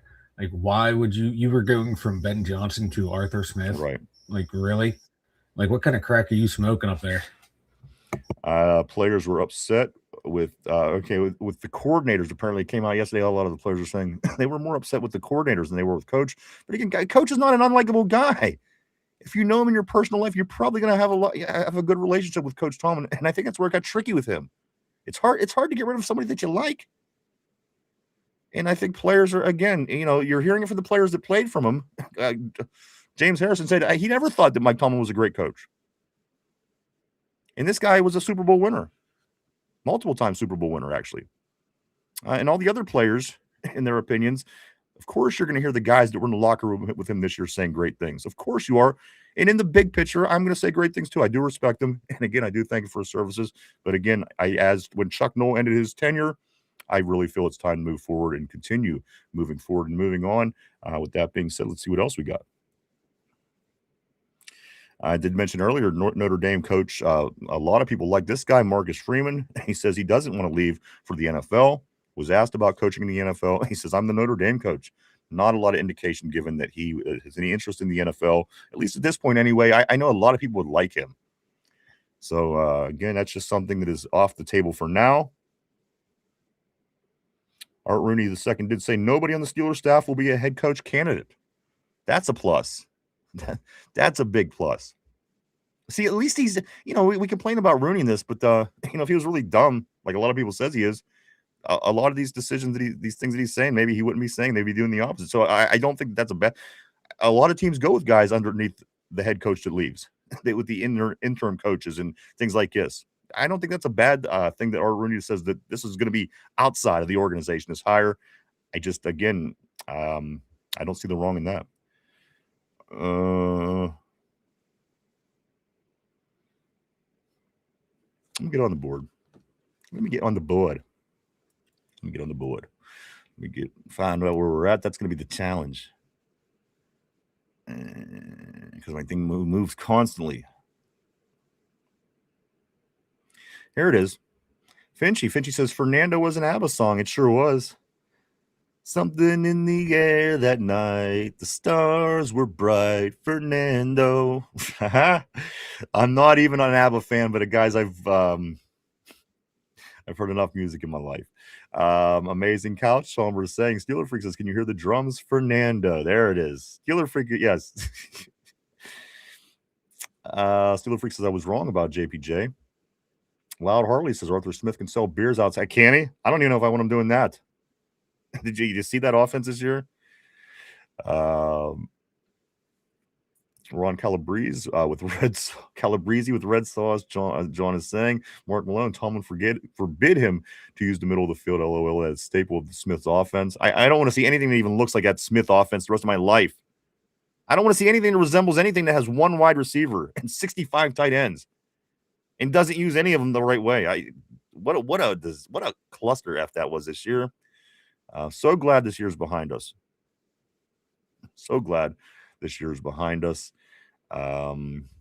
Tortilla says the Rams are going to cook with Arthur Smith, and I'm going to hate it. Can you imagine the Rams, a team that's in contention every year, bringing in Arthur Smith? And you thought we had problems. Bam. He says the defensive coordinator was awful with all those high dollar players. Be it as it may, I mean, they've given up a historic amount of fourth quarter points, coordinator or not. Guys that make the most money on defense in the league collectively gave up more points in the fourth quarter this year than any team has ever done in the NFL in history. But I don't disagree with you. I just know that something's got to give. Something has got to give. That's the answer, guys. Mark Malone says Canada may have been decent without Tomlin. Maybe Kenny Pickett. Who knows? Who knows? We're going to learn a lot about this team again, guys. Moving forward, we're certainly going to learn a lot about this football team. Steeler Freak says this football is a hobby for Arthur Smith, and it shows. Well, you know what? His dad was the founder of FedEx, so anybody that comes into situations with a lot, who knows what their loyalty is, what their love. And I'm not saying he doesn't have love for the game. I'm not saying he doesn't work hard for his job. But again, your daddy was the founder of FedEx. I'm sure you lived all right, and maybe a little bit to fall back on if things don't work out your way. I'm just saying. Steeler Freak says Tomlin needs a team with a franchise quarterback already there, like Ben. We're gonna find that out, aren't we? We're gonna find that out. All those answers, all those questions are going to be answered soon. He stepped right in, didn't need Cowers players, but he won and he did what he did. We'll see. We'll see how that plays out. Let's see if that coaching, if it yields those results in his next move. Joe says, any word on LaFleur moving? I do not know any word on him moving, but I do know that his name has certainly been thrown around ample times on just everything over the past couple of days. I wouldn't be opposed to keeping Faulkner and Smith, is what Mark Malone is saying. Stephen P.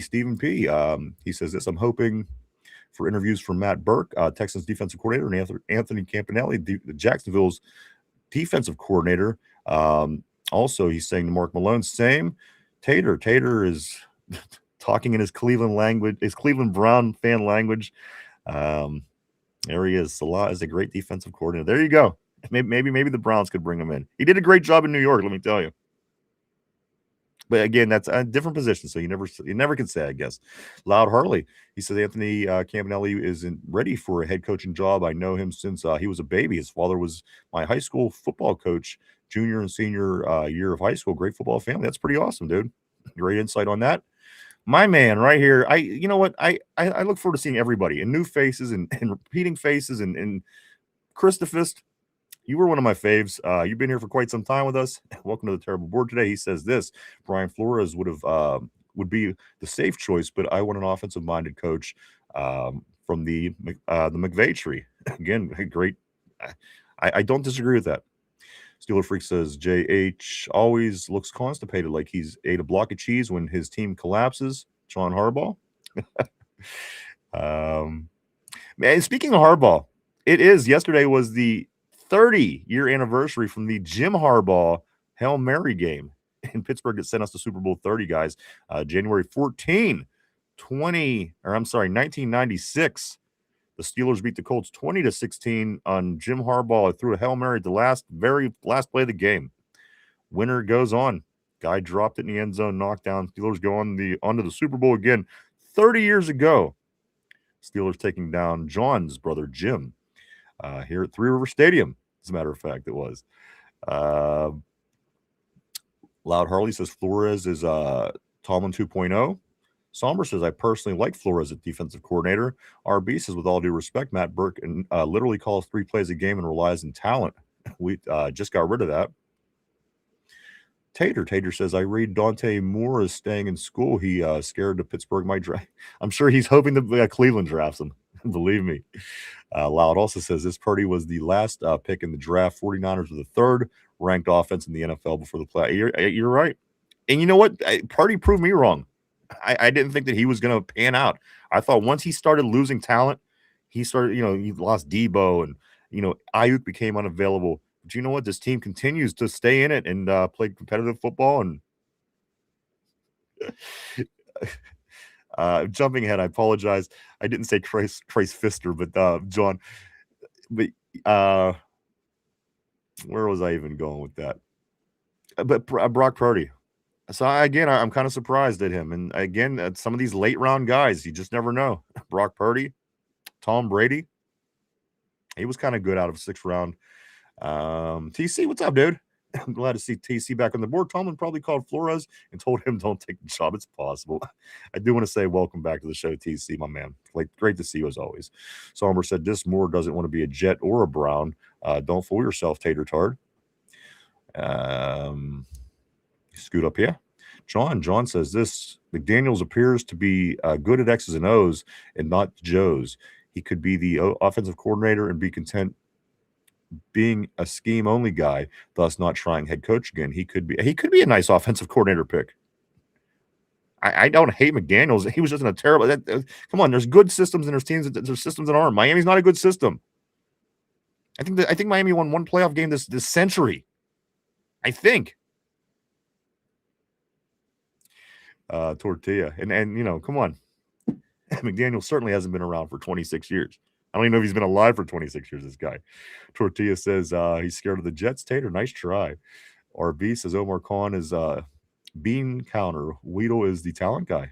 Possibly. I know that Weedle has a lot to do with what's going on, as he was a big part of the Philadelphia Eagles putting that team together over there. TC says this, do you really think Flores wants to come here after the way Tomlin was heckled?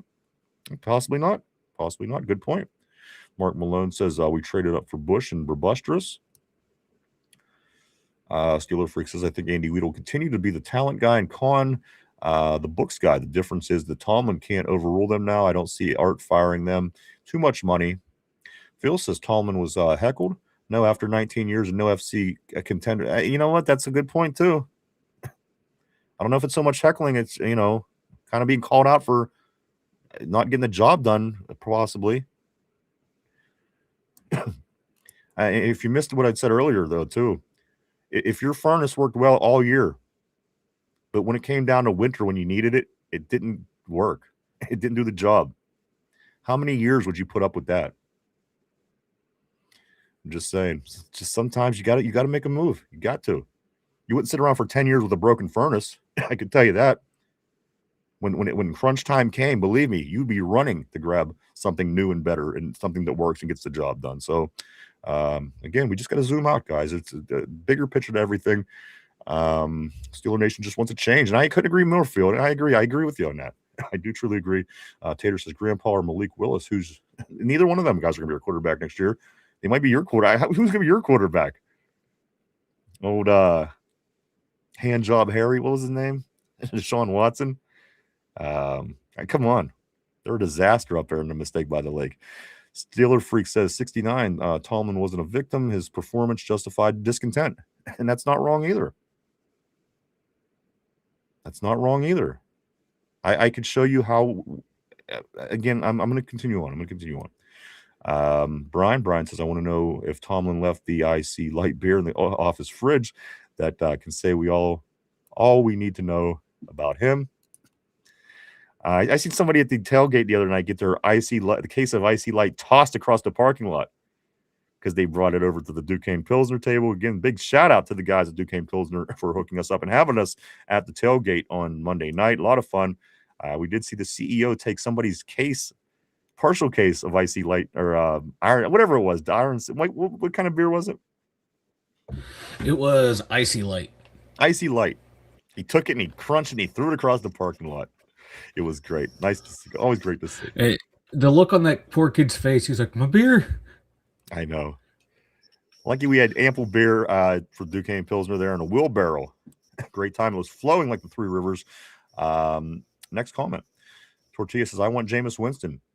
I wouldn't mind Jameis Winston on a short term. If he had to come in and kind of do a bridge kind of thing, I don't hate Jameis Winston. That guy has weird ability. And he finds ways to win games. And again, he was doing more things than a lot of different really good quarterbacks were in small doses for the past few teams, the Clevelands, the Giants, all these teams that he did play for recently. I don't hate Jameis Winston. I got to be honest. I like him. And again, he has just this weird knack of finding ways to get shit done.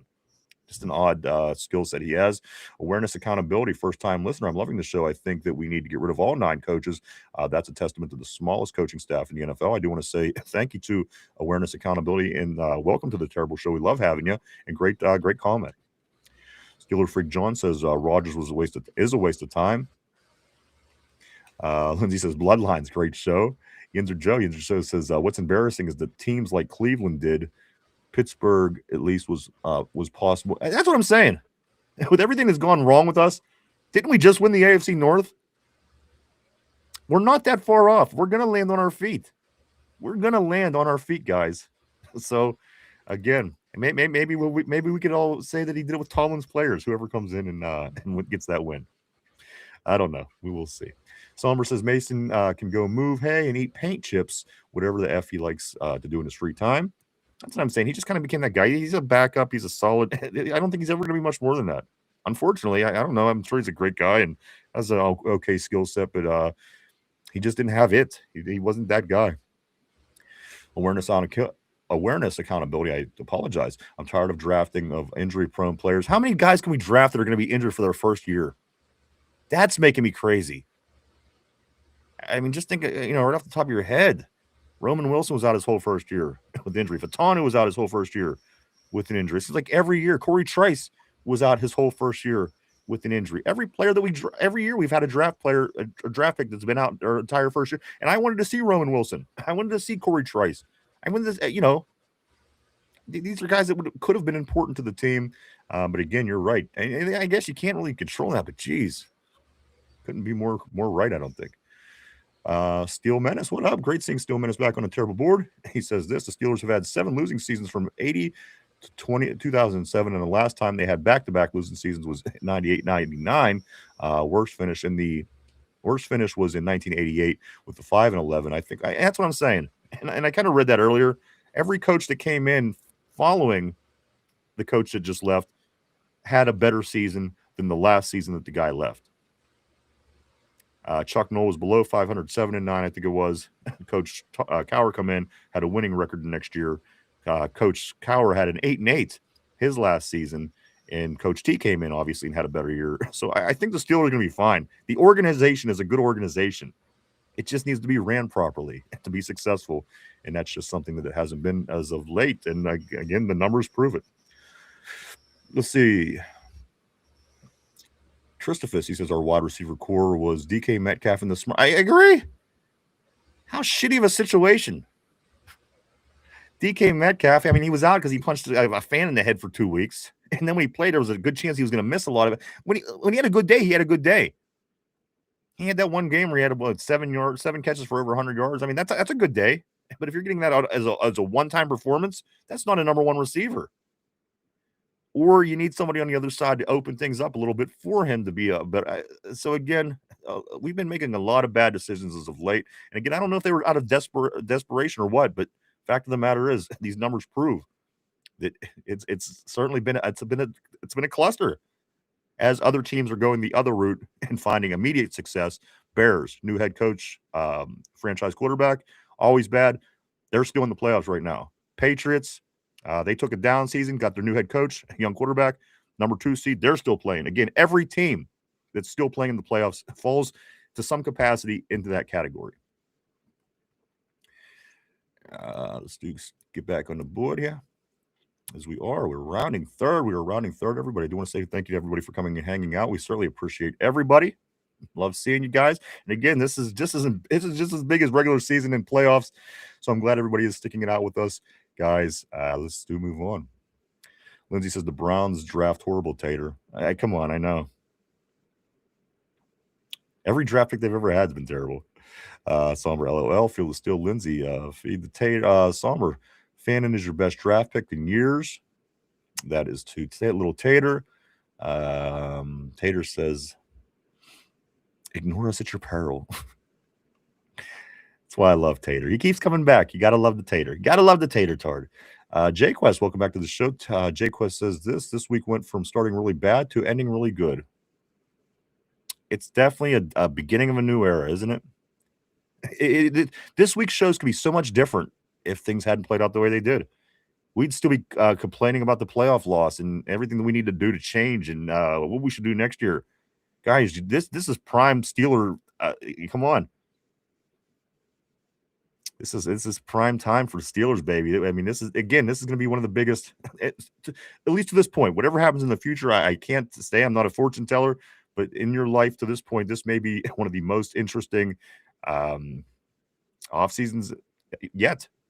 I know that it's probably is for me. I really, as I said, these other coaches, the big three, were all hired within the month of January. So if this goes a little longer than it has in the past, this is going to be something that we're going to have to keep on. We're going to keep on it and talk about it and figure out what the hell is going on. Because, again, this is more eventful than, again, people see hope now at the end of the light. I see, listen, you can see by the way people react, they see hope at the end of the light now to where they didn't. Not because they don't like a person because of a dumb reason, because the results. It's been bad a decade, too long. You can't go a decade without changing your furnace. It's just not logical. I don't know why it's any different for somebody in a multi-billion dollar industry. It should certainly be a lot tighter, maybe, in my opinion. But again, we are where we are. We'll continue to move forward. We'll see how this thing plays out. Right here. Hater said Stefanski is gone. Yeah, just like all the great head coaches he's had before that. You know what? Even the Browns had Bill Belichick back in the day. Yeah. Steeler Freak says this. I'm glad that this week Rodgers isn't getting any attention about staying or going. His old petty ass needs to bounce. I think he will. He gets the new blood. Or it depends. What direction they go. Are they going to try to make Will Howard the guy? Maybe it might be beneficial to keep the old, the old relic around to let him pick his brain. I don't know. Again, still so much that could happen in this offseason, guys. It's going to be a blast. Again, I'm glad that everybody's here for it. We're happy to do it with you, and we're going to continue to do it all the way till we win a Super Bowl, and then we'll do it again, and then again, and then again. Let me move on the terrible board here. Christophus, he says this. Christopher says, we're not going to draft 12 players. We're going to absolutely. We have 12 draft picks, so we better use that wisely, and it's not going to be getting extra 7th-round guys. guys that aren't going to be on the team in a season. So you're right. If done well, and I the Steelers don't want to hit, swing and miss at this point. For one, you're changing the head coach for the third time in 60 years. For two, the draft's in your backyard. For three, the Steelers swinging and missing is this is a can't. They have to take advantage. You're not going to get opportunities like these for a long time. This is a very, very crucial part for this Pittsburgh Steelers organization and football team. Crucial on so many levels. Who's the woman on the right side of the screen? That woman, that's Vanilla. Vanilla Thunder. Also, Phil says 90 isn't going anywhere. He is bald for the B&G. Got his Steelers for life Steelers for life contract. Sorry. Jay Quest says TJ's contract is an abomination. That's a quarterback contract. That's money that you should be giving a guy that touches the ball and makes big plays and Patrick Mahomes you to the Super Bowl every year. That's all I'm saying. I'll leave that there because I do have a lot to say about that on another day. Let's move forward. Phil says, boom, Mark Malone. Good thing Watt is only $23 million. Tortilla says, that's your new head coach, Tater. Steeler Freak John says this. The third round has been 15% success rate in the NFL. A lot of late picks, not much. Jen says this. Imagine what a rookie head coach wanting to make a statement can do with Watt. I agree. You know what? Very interesting, guys. Do not get up and pay attention. It's going to be a lot of fun. Probably one of the most eventful Steeler off seasons in your life. In my life, for sure. Yes, she does.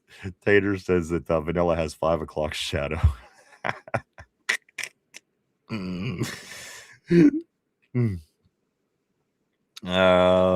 me see. Lindsay said, "It's your mama, Tater.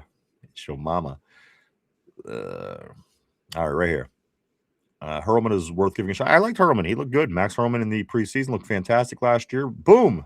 To Jen, that's from Phil. Mark Malone could make a decent slot wide receiver. Somber, thank goodness we kept Plumlee. What would we do with? But you know what? Plumlee actually has talent.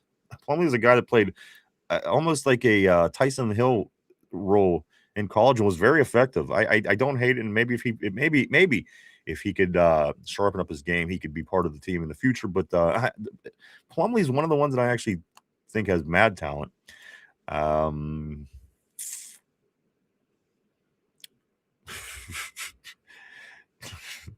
Let me move forward. Boom, still that's what Jen says. Finchy, if we took the what have you done for me lately approach with Mike Tomlin, then why shouldn't we take that? We should. And that's exactly the point I'm trying to make. I just don't have enough time in the day to get to squeeze the issue with TJ Watt in. He's going to need a whole day in himself. Again, he's getting Patrick Mahomes. Listen, if you're paying somebody Patrick Mahomes money, he better be giving you something relatively similar to Patrick Mahomes results, not a defensive linebacker that plays one side of the again, a whole conversation for another day. Finch, you were 100% right with that comment. Loud Harley, Watt is not worth that contract for life. Sorry for the News Brothers. I don't know anybody that said that he was except for maybe Phil, but I will agree with you 100% on that. And again, I'll probably do a 2.5-hour show on it here one of these days. We do love mom jokes. I do love a good yo mama joke there, Tater Tot. Mark Malone says Oregon's quarterback suckles from the tranny. Yo mama. Also, Lindsay says you love women jokes. Jen says just like Cam wasn't worth the contract increase last season. You guys be tripping.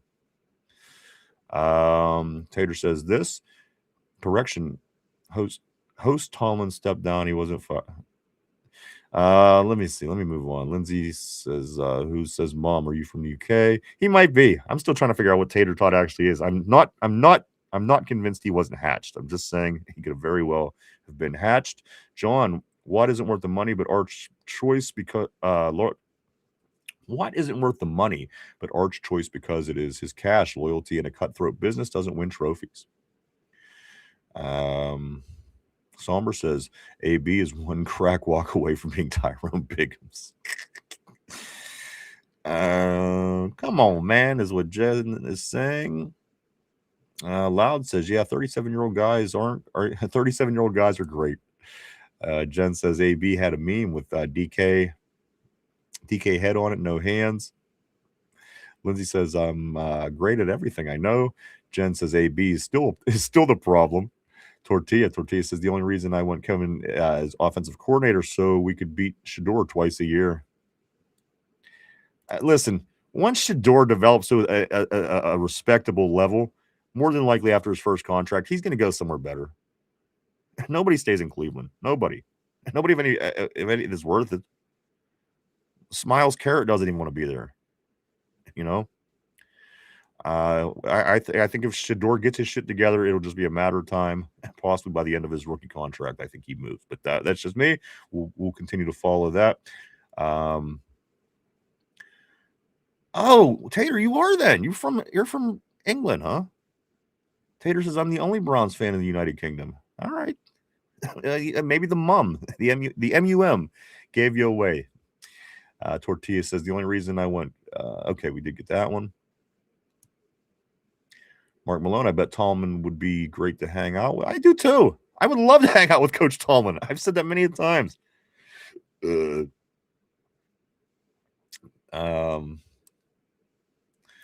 Tater says you don't want Stefanski anywhere near you. Trust me. And the thing was, I thought he did an okay job with Cleveland for what they have and what they're working with in the organization. I didn't think it was the worst job ever. Lindsay, there are very few, hence why you're a frequent Steeler chat. Also, there were very few. Okay, Somber says JPJ took Collins out for the Pats game. LOL, you're welcome, Pats. Concussion protocol. Patriots are going to kill Houston. And they're not going to kill him, but you know what? The Patriots are just a better team. Houston got a badass defense. No two ways about that.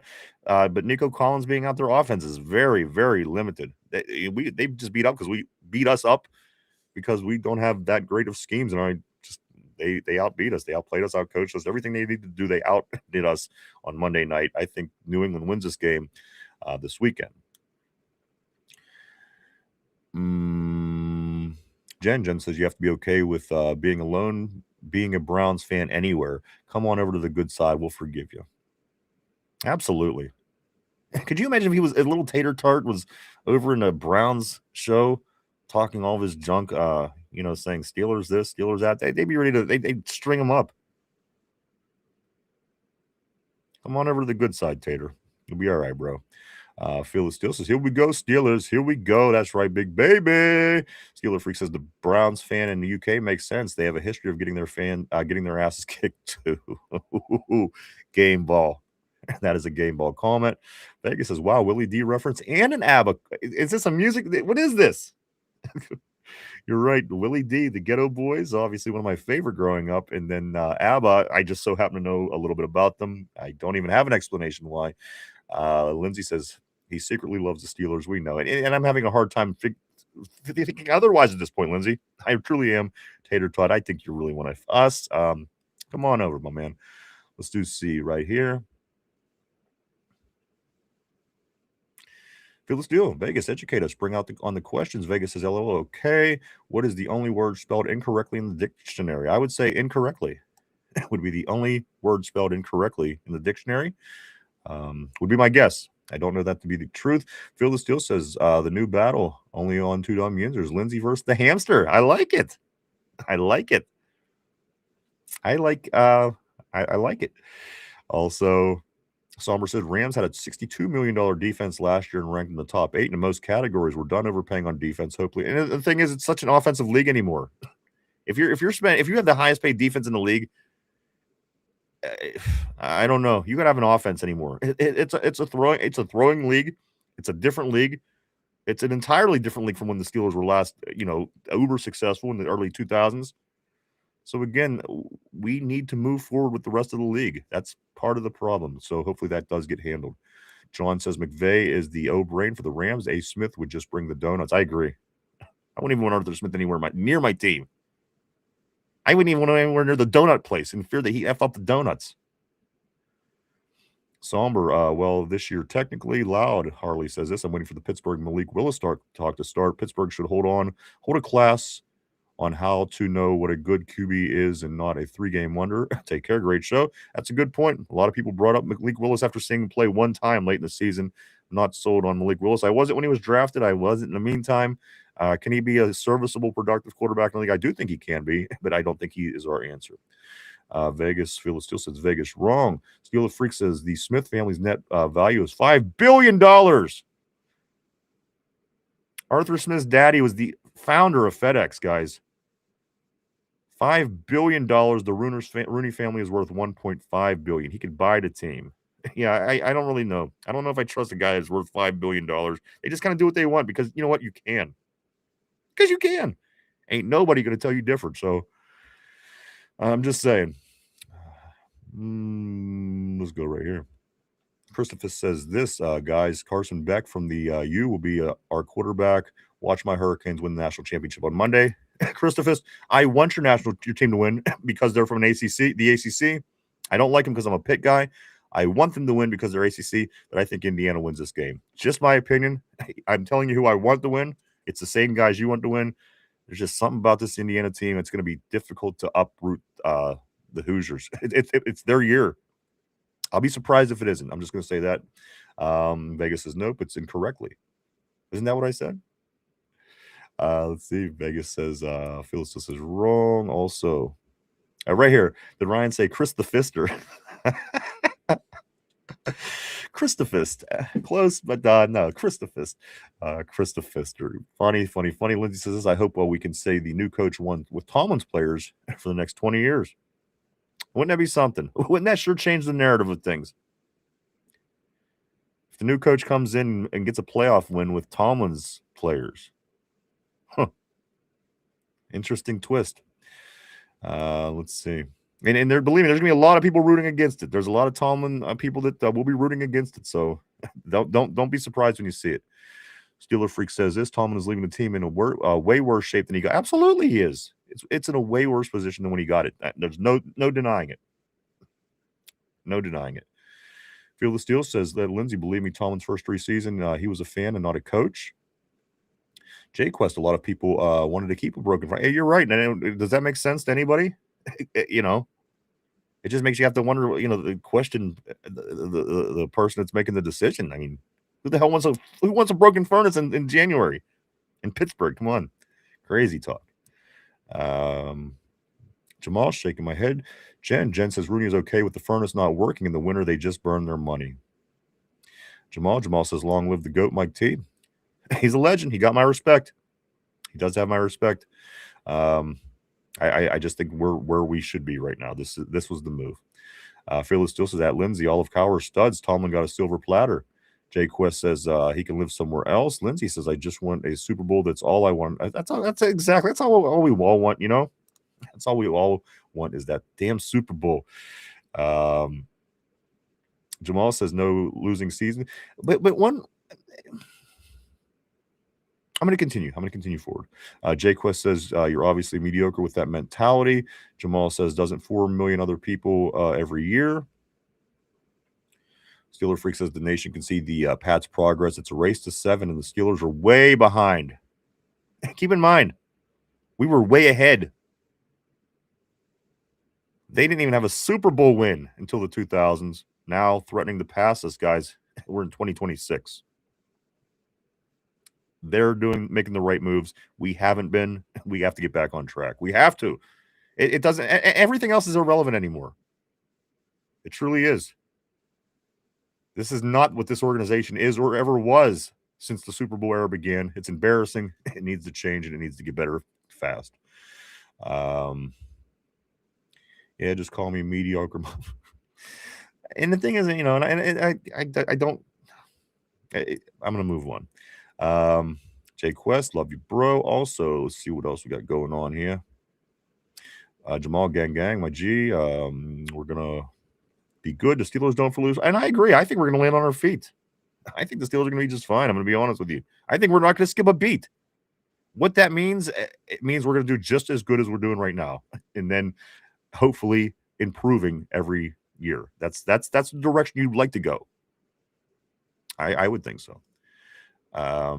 Jay Quest says facts. Tortilla Roman Wilson for head coach. Phil, here we go. Steelers, here we go. Miss Pittsburgh, yes, sir. Here we go. Steeler Nation. Mark Malone.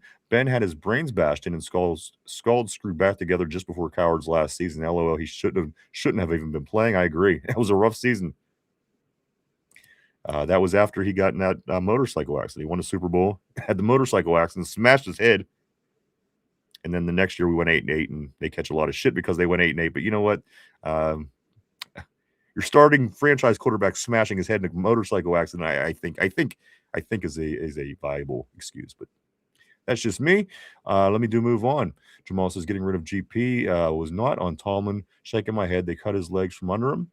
Mark Malone says Tomlin inherited a Super Bowl winning team. He sure did. It's true. It is true. Is this coach inheriting a Super Bowl winning team? So again, you're going to have to look at this all different. People are going to continue with the same rhetoric you hear year after year after year. But again, if this person can come along and win in January as a new coach, you got to really start scratching your head saying, man, what's been going on for a decade?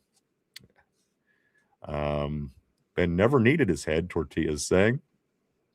Jay Quest have to account for the extra game per season from Mike Tomlin's last season. Otherwise, 9-7. If you want to stay consistent with that, you're right. I mean, come on. But it is, in all fairness, it's a 17-game season, so we'll call it what it was. But good point, Jay. Also, Steeler Freak says Tomlin's post-winning record was 8-12, with most of the wins coming early. You're right. The first 2 years in the 19 years, if you haven't heard this one yet, 19 years, coach. The first 2 years. After that, the next 17, 2 seasons where playoff games were won by the Steelers. 2 in the last 17 years after the great start, perhaps with the last coach's player, whatever. Just know that in the next 17 years, 2 of them we got playoff wins in. That's not good. Who are we trying to fool? Right? Jamal says we didn't have a quarterback for 7 years, but he was part of the draft process, very involved. You seen him on draft day like I did, man.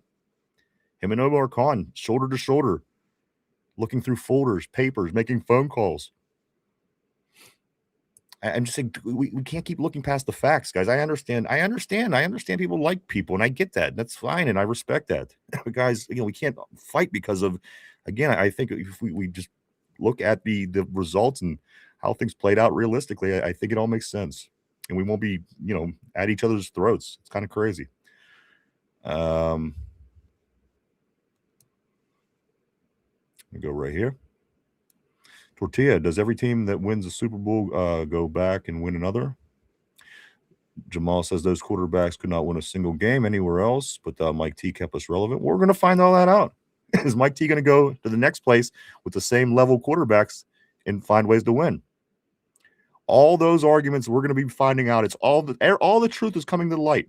We're going to see it all the arguments, all the defenses, all the this is why, that's why. We're going to see it play out.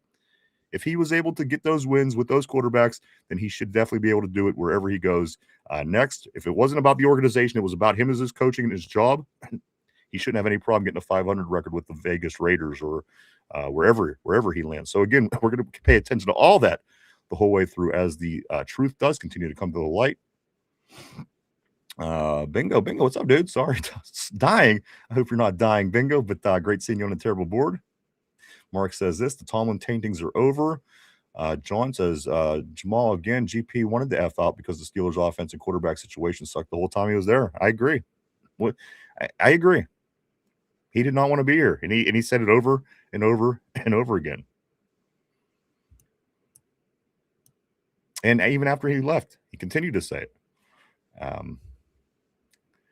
Let's see, John. The Steelers haven't been relevant in a while. Also, somber. Preferably we find a coach before the Senior Bowl at the end of the month. I'm sure whoever it is would love to be representing. They're representing us. I'm sorry.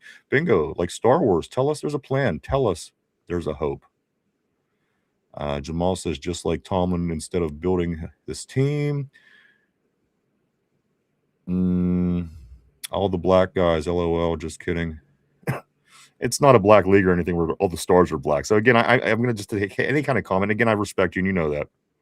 But for anybody saying claiming any kind of race, people put a lot of their hard-earned money to enjoy these black men doing what they do very well. So again, I like race humor. Listen, we could have race humor. I'm not a prude.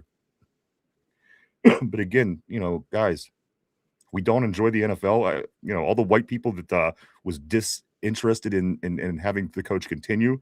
You're telling me they don't like the black guys that are playing the game either? I'm just not. It's not a consistent argument.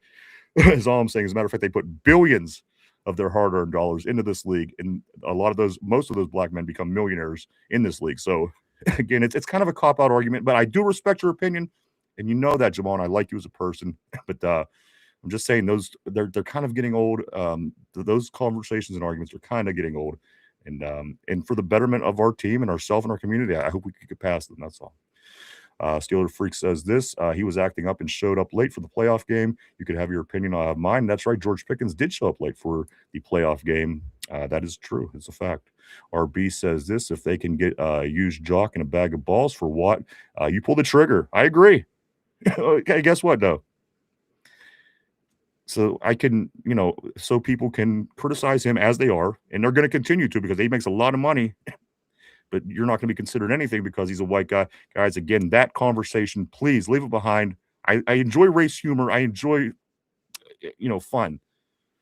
But again, some of these are getting really, really old, these arguments, guys. I mean, white people hate the NFL. That's just such a ridiculous comment. And it wasn't the comment, but I'm just proving a point here. Mark Malone, I'd trade Watt if we could, but Watt isn't making Mahomes money. He counted $23.3 million against the cap last year. Loud Harley says this: the Jets have 5 first-round picks and 4 second-round picks in the next 2 years. Maybe we could get a second. Steeler Freak says this: Tallman had complete control and decided who was on that team. He brought the groceries in the menu and sucked. All on him. Bingo says, well, if Artie Smith family owns FedEx, then why the hell couldn't he get football for dummies overnighted to him? Maybe he did. Maybe he's just that much of a dummy. I don't know. Again, there's a white dude I don't want here. So again, I like to have fun as much as the next guy. But again, at some point, all the BS has to stop. We all love the NFL. We all love these guys. We all want to win. I don't care if the guy's black, white, Indian, Asian, purple, green, or blue. Come on. Loud said this: bro, Carson Beck is playing in his 7th year of college football. That's what I'm saying with this Carson Beck. I mean, some of these guys are older than, we're looking for a young franchise quarterback. Are you kidding me? He's not an NFL quarterback. I'm rooting for Miami because I bet them before the playoffs started at big odds. It's going to be a tough ride for them on Monday. But again, being a Pitt ACC guy, I would like to see them win as well.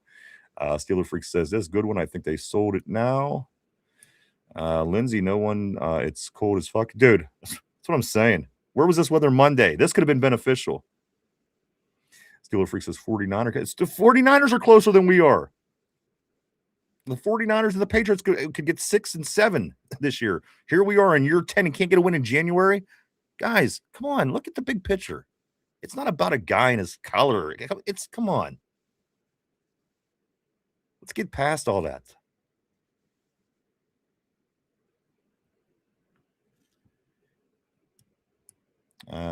Jen's Phyllis still says only 2. Jen says just win, baby.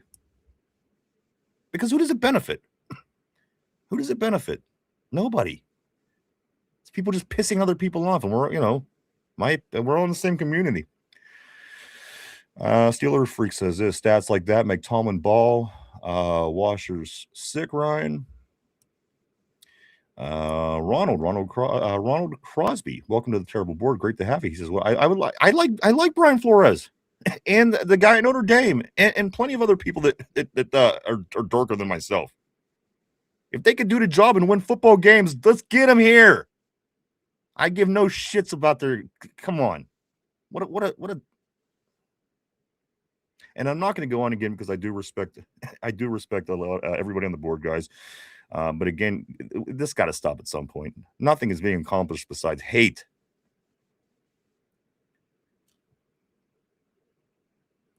Steeler Freak says people attach their emotions to strangers who are paid to entertain them, and who are strangers save feelings for friends and family, not strangers who don't care about you or know you.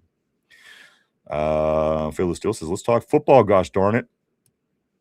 Steeler Freak says, I think they go with a no-name assistant rather than Flores because it'll be cheaper. I think Flores might have one foot in the door already. I mean, he's familiar with the team. He's been here. A lot of people like him.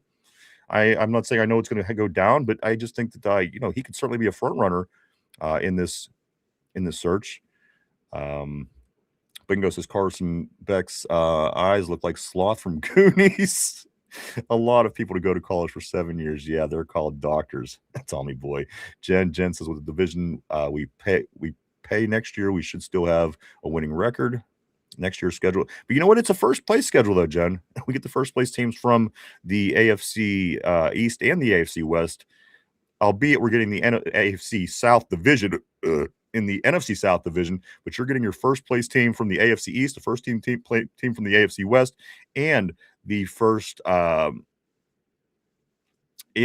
team from the NFC East, which was Philly. So it's going to be difficult in a sense, but we are lucky to have those South divisions in our schedule. No two ways about that. Phyllis Steele says, all right, terrible board. The first thing I commented here to the two Dum Yinzers, Ryan Mike, was there is no complimentary football being played. Steelers defense gets a turnover and the Steelers offense 0 points. That's true as well. That's why I mentioned this is a clusterfuck. Excuse my language.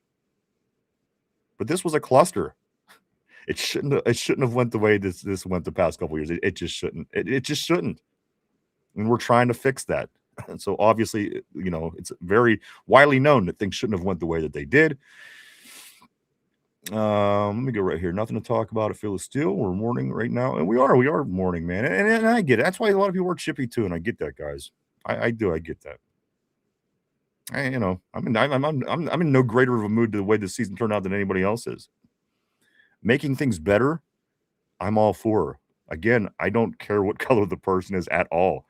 If they could come and improve and move us in the right direction and win in January and give us a possibility of games in February, I don't care who it is. I don't care. It could be a midget. I don't care. Anybody can get the job done. I'll be content with that person getting paid mad money to, John says this. I know the NFL has a race issue because there are no Asian coaches. All the good ones are in table tennis. See, that's kind of, come on, that's good race humor. I would think. I don't know. Maybe I'm crazy. I don't know. Let's go right here. Stop crying at Phyllis Steele. Let the goat do what he got. Oh, my man. Thank you, Jamal. You are my brother.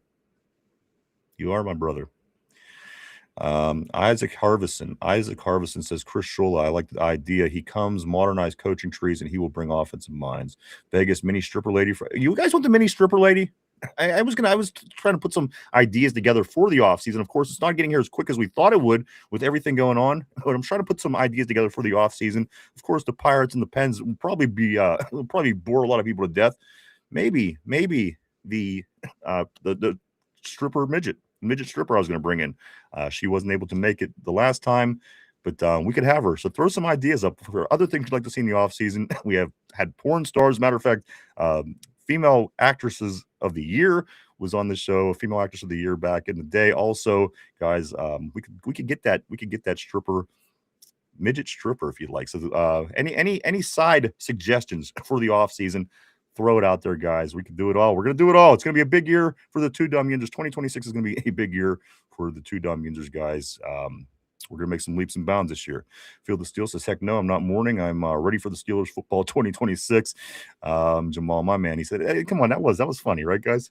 Jamal said that was great race humor. Finchy says, which slot was your favorite at the tailgate, Thunder? And then Vegas says this, just for the novelty, guys. Let's get into it. It is that time of day. Let's get into the trivia question of the day, as we do every day right here. We have no opponents. We have no enemies right now, or nobody that they're pinning us up against. So this is going to be a Pittsburgh head coach question of the day, guys.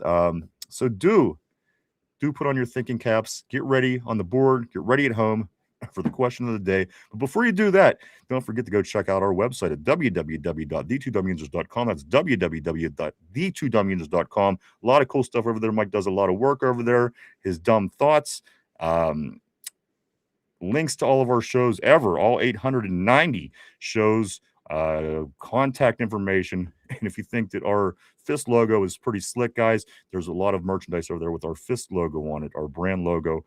Go check it out at www.the2dumyinzers.com. All right, guys, get them thinking hats on. Here we go. Time for the question of the day. We don't have anybody to play against this week, so it's not going to be a question about any other team. This is a Pittsburgh Steeler head coach question. Here we go, guys. Here we go. Who was the Steelers head coach before Chuck Noll? Who was the Steelers head coach before Chuck Noll? Don't look it up. See if we know it. Take some guesses, guys. We're live. We're live 5 days a week right here, Monday through Friday, 11:30 a.m. to 1:32 o'clock p.m. every day right here on the tube. All right, guys, question of the day. Killer Freak says, will Art pay for the head coach staff that he wants to include the I know. Why couldn't this guy use more of his money to get us some wins, for crying out loud? This guy was a waste. That offense was a waste. I hated it. I hated the Arthur Smith offense with a passion.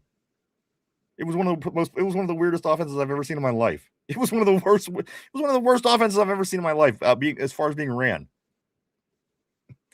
Mike's Dumb Thoughts live. That's right. He loves them dumb thoughts. Fearless Steel says Mike Tomlin. Richard says, my man Richard. Richard says Dan Rooney. Vegas says, I asked Alexa, and Alexa says, who cares? Oscar, I do want to say welcome to the terrible board, Oscar. Welcome to the show. He says a dinosaur. Tortilla, Rashard Mendenhall. Some serious in here, some not so serious.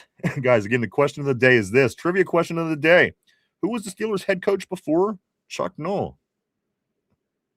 Maybe Tater would know this. He's still celebrating those Browns championships in the 50s. Maybe Tater might be wise to this answer. Mark Malone, was Tomlin's influenced offense. Somber, wasn't it another Mike? I don't know. I remember hearing the name once upon a time. No. I'll give you a hint. The guy's name was not Mike. Steeler Freak Bob Marley. That could have been a lot of fun. Steeler Freak also says, Vegas, my Alexa ignores me like my ex. Steely McBeam, Finchy is saying, Tortilla is saying, George Washington. Guys, this is the answer for the question of the day. Who was the head coach before Chuck Noll, before the big three came along? And I do mean big three. Guys, they are going to be the Mount Rushmore of Pittsburgh Steelers coaches. Love them, hate them, have your opinion against them.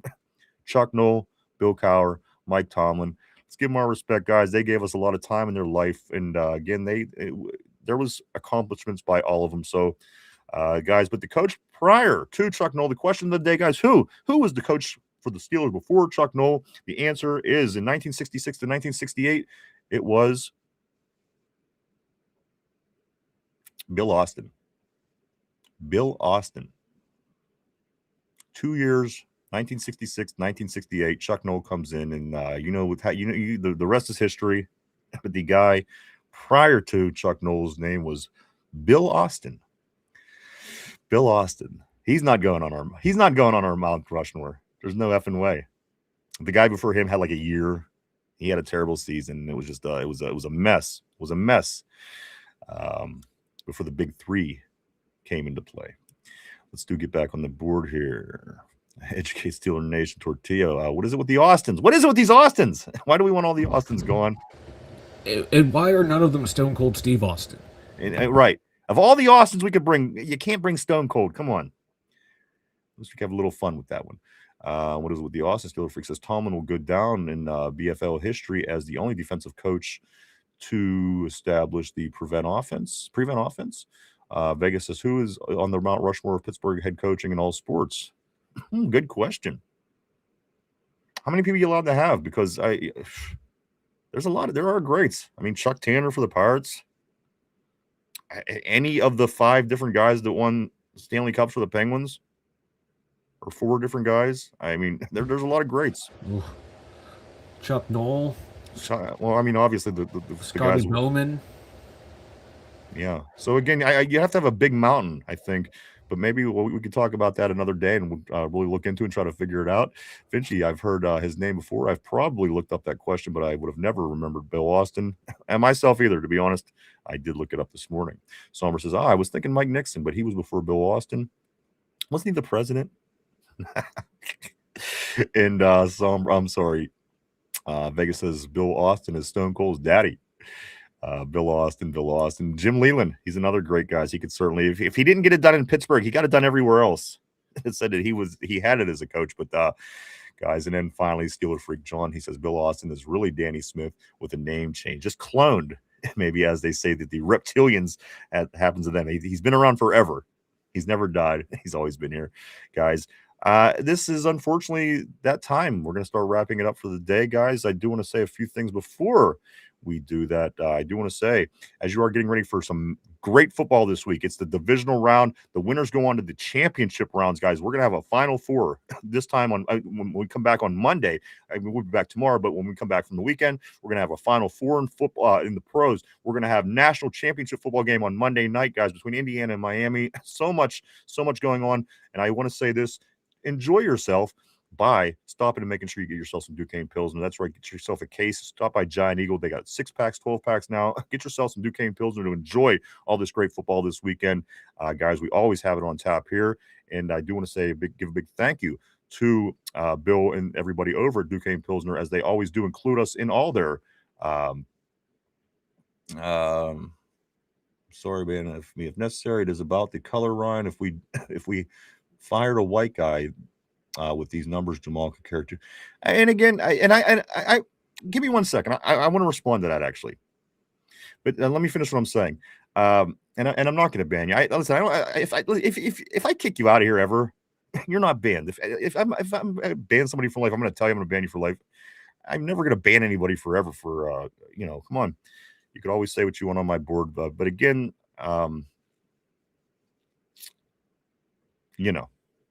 take it at that at the moment. Just let me finish what I'm doing. Yes, get yourself some Duquesne Pilsner, guys. They do go out of their way to make sure that we are included in a lot of their promotions. We do appreciate them every step of the way, guys. Thank you so much. Stop by any of their social media, hit the like button, support them, show them some love. Maybe get yourself a case of Duquesne Pilsner for the games this weekend, guys. A lot of big time football happening this weekend. Very meaningful football going down this weekend. So get yourself some Duquesne Pilsner. Also, I do want to say this. I do want to say, if you haven't had a chance, I do go swing by and check out any of our social media. We are all over the internet as well. You can check us out at Facebook, X, formerly known as Twitter, Instagram, Threads, and even TikTok, guys. Go swing by, hit the like button, follow us, and keep up with the two Dum Yinzers are up to on a day-to-day basis. And finally, if you haven't had a chance yet, do hit the like button down below. Hit the like, hit the sub, share, comment, any of those things. It all helps us out in the algorithm. We do appreciate it all greatly. Thank you so much, everybody. I'm going to read a few more here. We are going to start getting ready to wrap things up, guys. Tortilla says, don't respect Bubblegum Smith like that. Steeler Freak says, Bill Austin. It's an interesting, and the thing about that comment, it's going to be required a lot more than me in the last 2 minutes and 55 seconds. But I do think that there is an intelligent and civil way to have this conversation. Maybe we'll get into that a little bit tomorrow. But I was going to put up a poll today. Think about this one, maybe a little homework, because something was said yesterday on the board, and when I read it, it was it grabbed my attention. But on the other hand, it's been said before also on the board. I was going to ask you, is it socially acceptable to prefer a player, a coach, because you prefer the person that looks like yourself? I've had, and again, I'm not knocking anybody. It's just a question. Maybe again, it's definitely nothing I could address in the last 2 minutes of the show, but because we've had black people in our board saying that they would prefer they like Tomlin because he was a black coach, and I respect that. That's And somebody on the board yesterday, and I can't recall who it was, they said, I am not a racist, but I would rather have a white quarterback. Is it socially acceptable? Because again, at the end of the day, everybody wants somebody that looks like them. Everybody wants somebody that they could relate to. Everybody wants somebody that they know. Somebody that, again, you could say that you relate to. And I agree, it doesn't matter, Somber, and it shouldn't be an issue. And it should be again, because people have opinions, and it doesn't make you a racist if you prefer somebody that you have things in common with. So again, we're not going to save the world. We're not going to change the world in a day, guys. But we will do our best to chip away at it every now and then. I didn't want listen, just the way everything is going in this country, and even the opinions with the coachings and all this kind of stuff. I try to avoid it, but just something to think about. Is it socially acceptable to prefer somebody because they have something in common with you? And in this particular situation, it would be the way they look, their appearance. What if I preferred somebody that had long hair like me? I mean, is it acceptable? Again, I'm not saying I'm not saying yes. I'm not saying no. I'm not saying stop. I'm not saying do. Just kind of wondering because I'm not against Jamal for liking the guy because he was a black guy, and I'm not against the guy that wants a guy because he wants a white quarterback. That doesn't make you a racist. So unfortunately, we're going to leave it on that ugly note. But maybe, just maybe, we'll figure out a way to intelligently have the conversation, amongst all of us collectively, moving forward. Tomorrow is Friday. We'll be back at our regular time to do it all over again right here, guys, as we do every single day. We hope to see everybody back then. Let me grab a couple. Let me grab a couple more of these messages before we do wrap it up.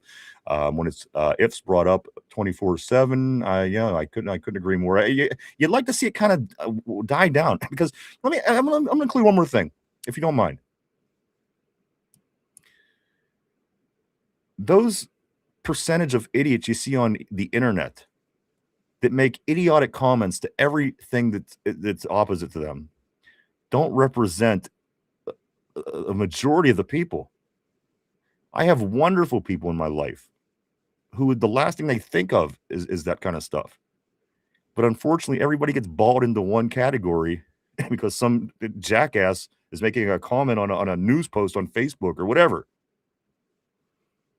Again, guys, we're not going to fix the world in a day, but I think that we can fix it a little bit by bit every day. We're going to continue to do that. Performance over pigment. Steeler Freak says, Somber says this. Someone could prefer a fucking leprechaun. It doesn't matter as long as the Steelers win. That's what I'm talking about. That's what's important. I'm against race baiting as well, Lindsay. Also, Tortilla hired Tater for the first female head coach in history. Damn it.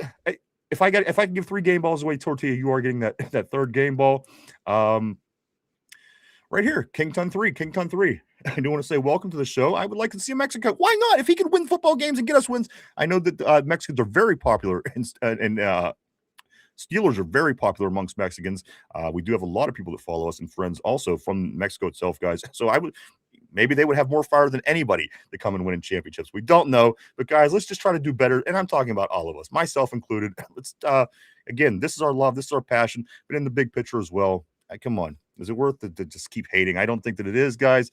I'm seen quite a bit in my life, and it really benefits nobody. But again, we can't change everything in a day. We will continue to change things little by little every day as we do move on. Steeler Freak says the 2 smartest quarterbacks in the NFL are Dobbs and Fields. The white quarterbacks are smarter as BS. I couldn't agree more. Dobbs is a friggin' genius. He's a genius, this guy. And I do have to wrap it up, unfortunately. I will catch all these comments, guys, and I do appreciate them all, every single one of them. There's not one that I won't catch. But I do thank you so much, everybody. I want to say thank you, everybody, for coming and hanging out with us today, checking us out. We certainly, really, truly, honestly do appreciate each and every one of you. I don't care what the fuck you look like. I'm going to be honest, guys. I'm just being real. I love hanging out with you. I love talking football. I love our Steelers, and we're going to continue to do that as long as God willing, we'll continue, guys. But we will be back again tomorrow at our regular time to do it all over again. Finchy, Kingston 3, Steeler Freak, Lindsay, the whole way down the board, guys. If I went through all these names, I'd need another half hour for the show. But thank you so much, guys. You know you're appreciated. Thank you so much. Thank you so much to everybody on the board. You guys always keep things interesting on this show. We wouldn't do it without you. You are the lifeblood of this show. And everybody at home, maybe you're listening on your buds, pods, phones, you're at the gym, the car, the workplace, wherever the case is. Thank you too, guys. We love all you guys. You guys are what makes this work, and we couldn't be more thankful. Thank you for that. Mike, anything before we do wrap it up for the day? Here we go, Steelers. All right, there we go. Here we go, Steelers. I don't know where the second coming pitcher went, but I just had to say There are signs. There are signs, guys. Keep your eye out for that. A lot of big things coming up in 2026, and we are going to need your help for a lot of things, guys. We are looking to grow the show, expand, move further on, and we might need a little bit of help. Maybe bring some people on board and do things like this year. There's going to be a lot of new stuff. So if you are interested, we'll get more into that as the week rounds out. I wanted to talk more today, but it was we had a lot to get into, as it never really dies down this week. It's a busy week. I think this will be a busy off season as we continue forward, and we are here for it. We know you're here for it as well. Everybody on the board, thank you so much. You guys are awesome. We love seeing you. Hope to see you back tomorrow at our regular time, as we are here to do it all over again. Guys, for Finch, for Derpy, myself, Mike, the two Dum Yinzers, everybody have a great Thursday. We'll see you tomorrow. Bye-bye.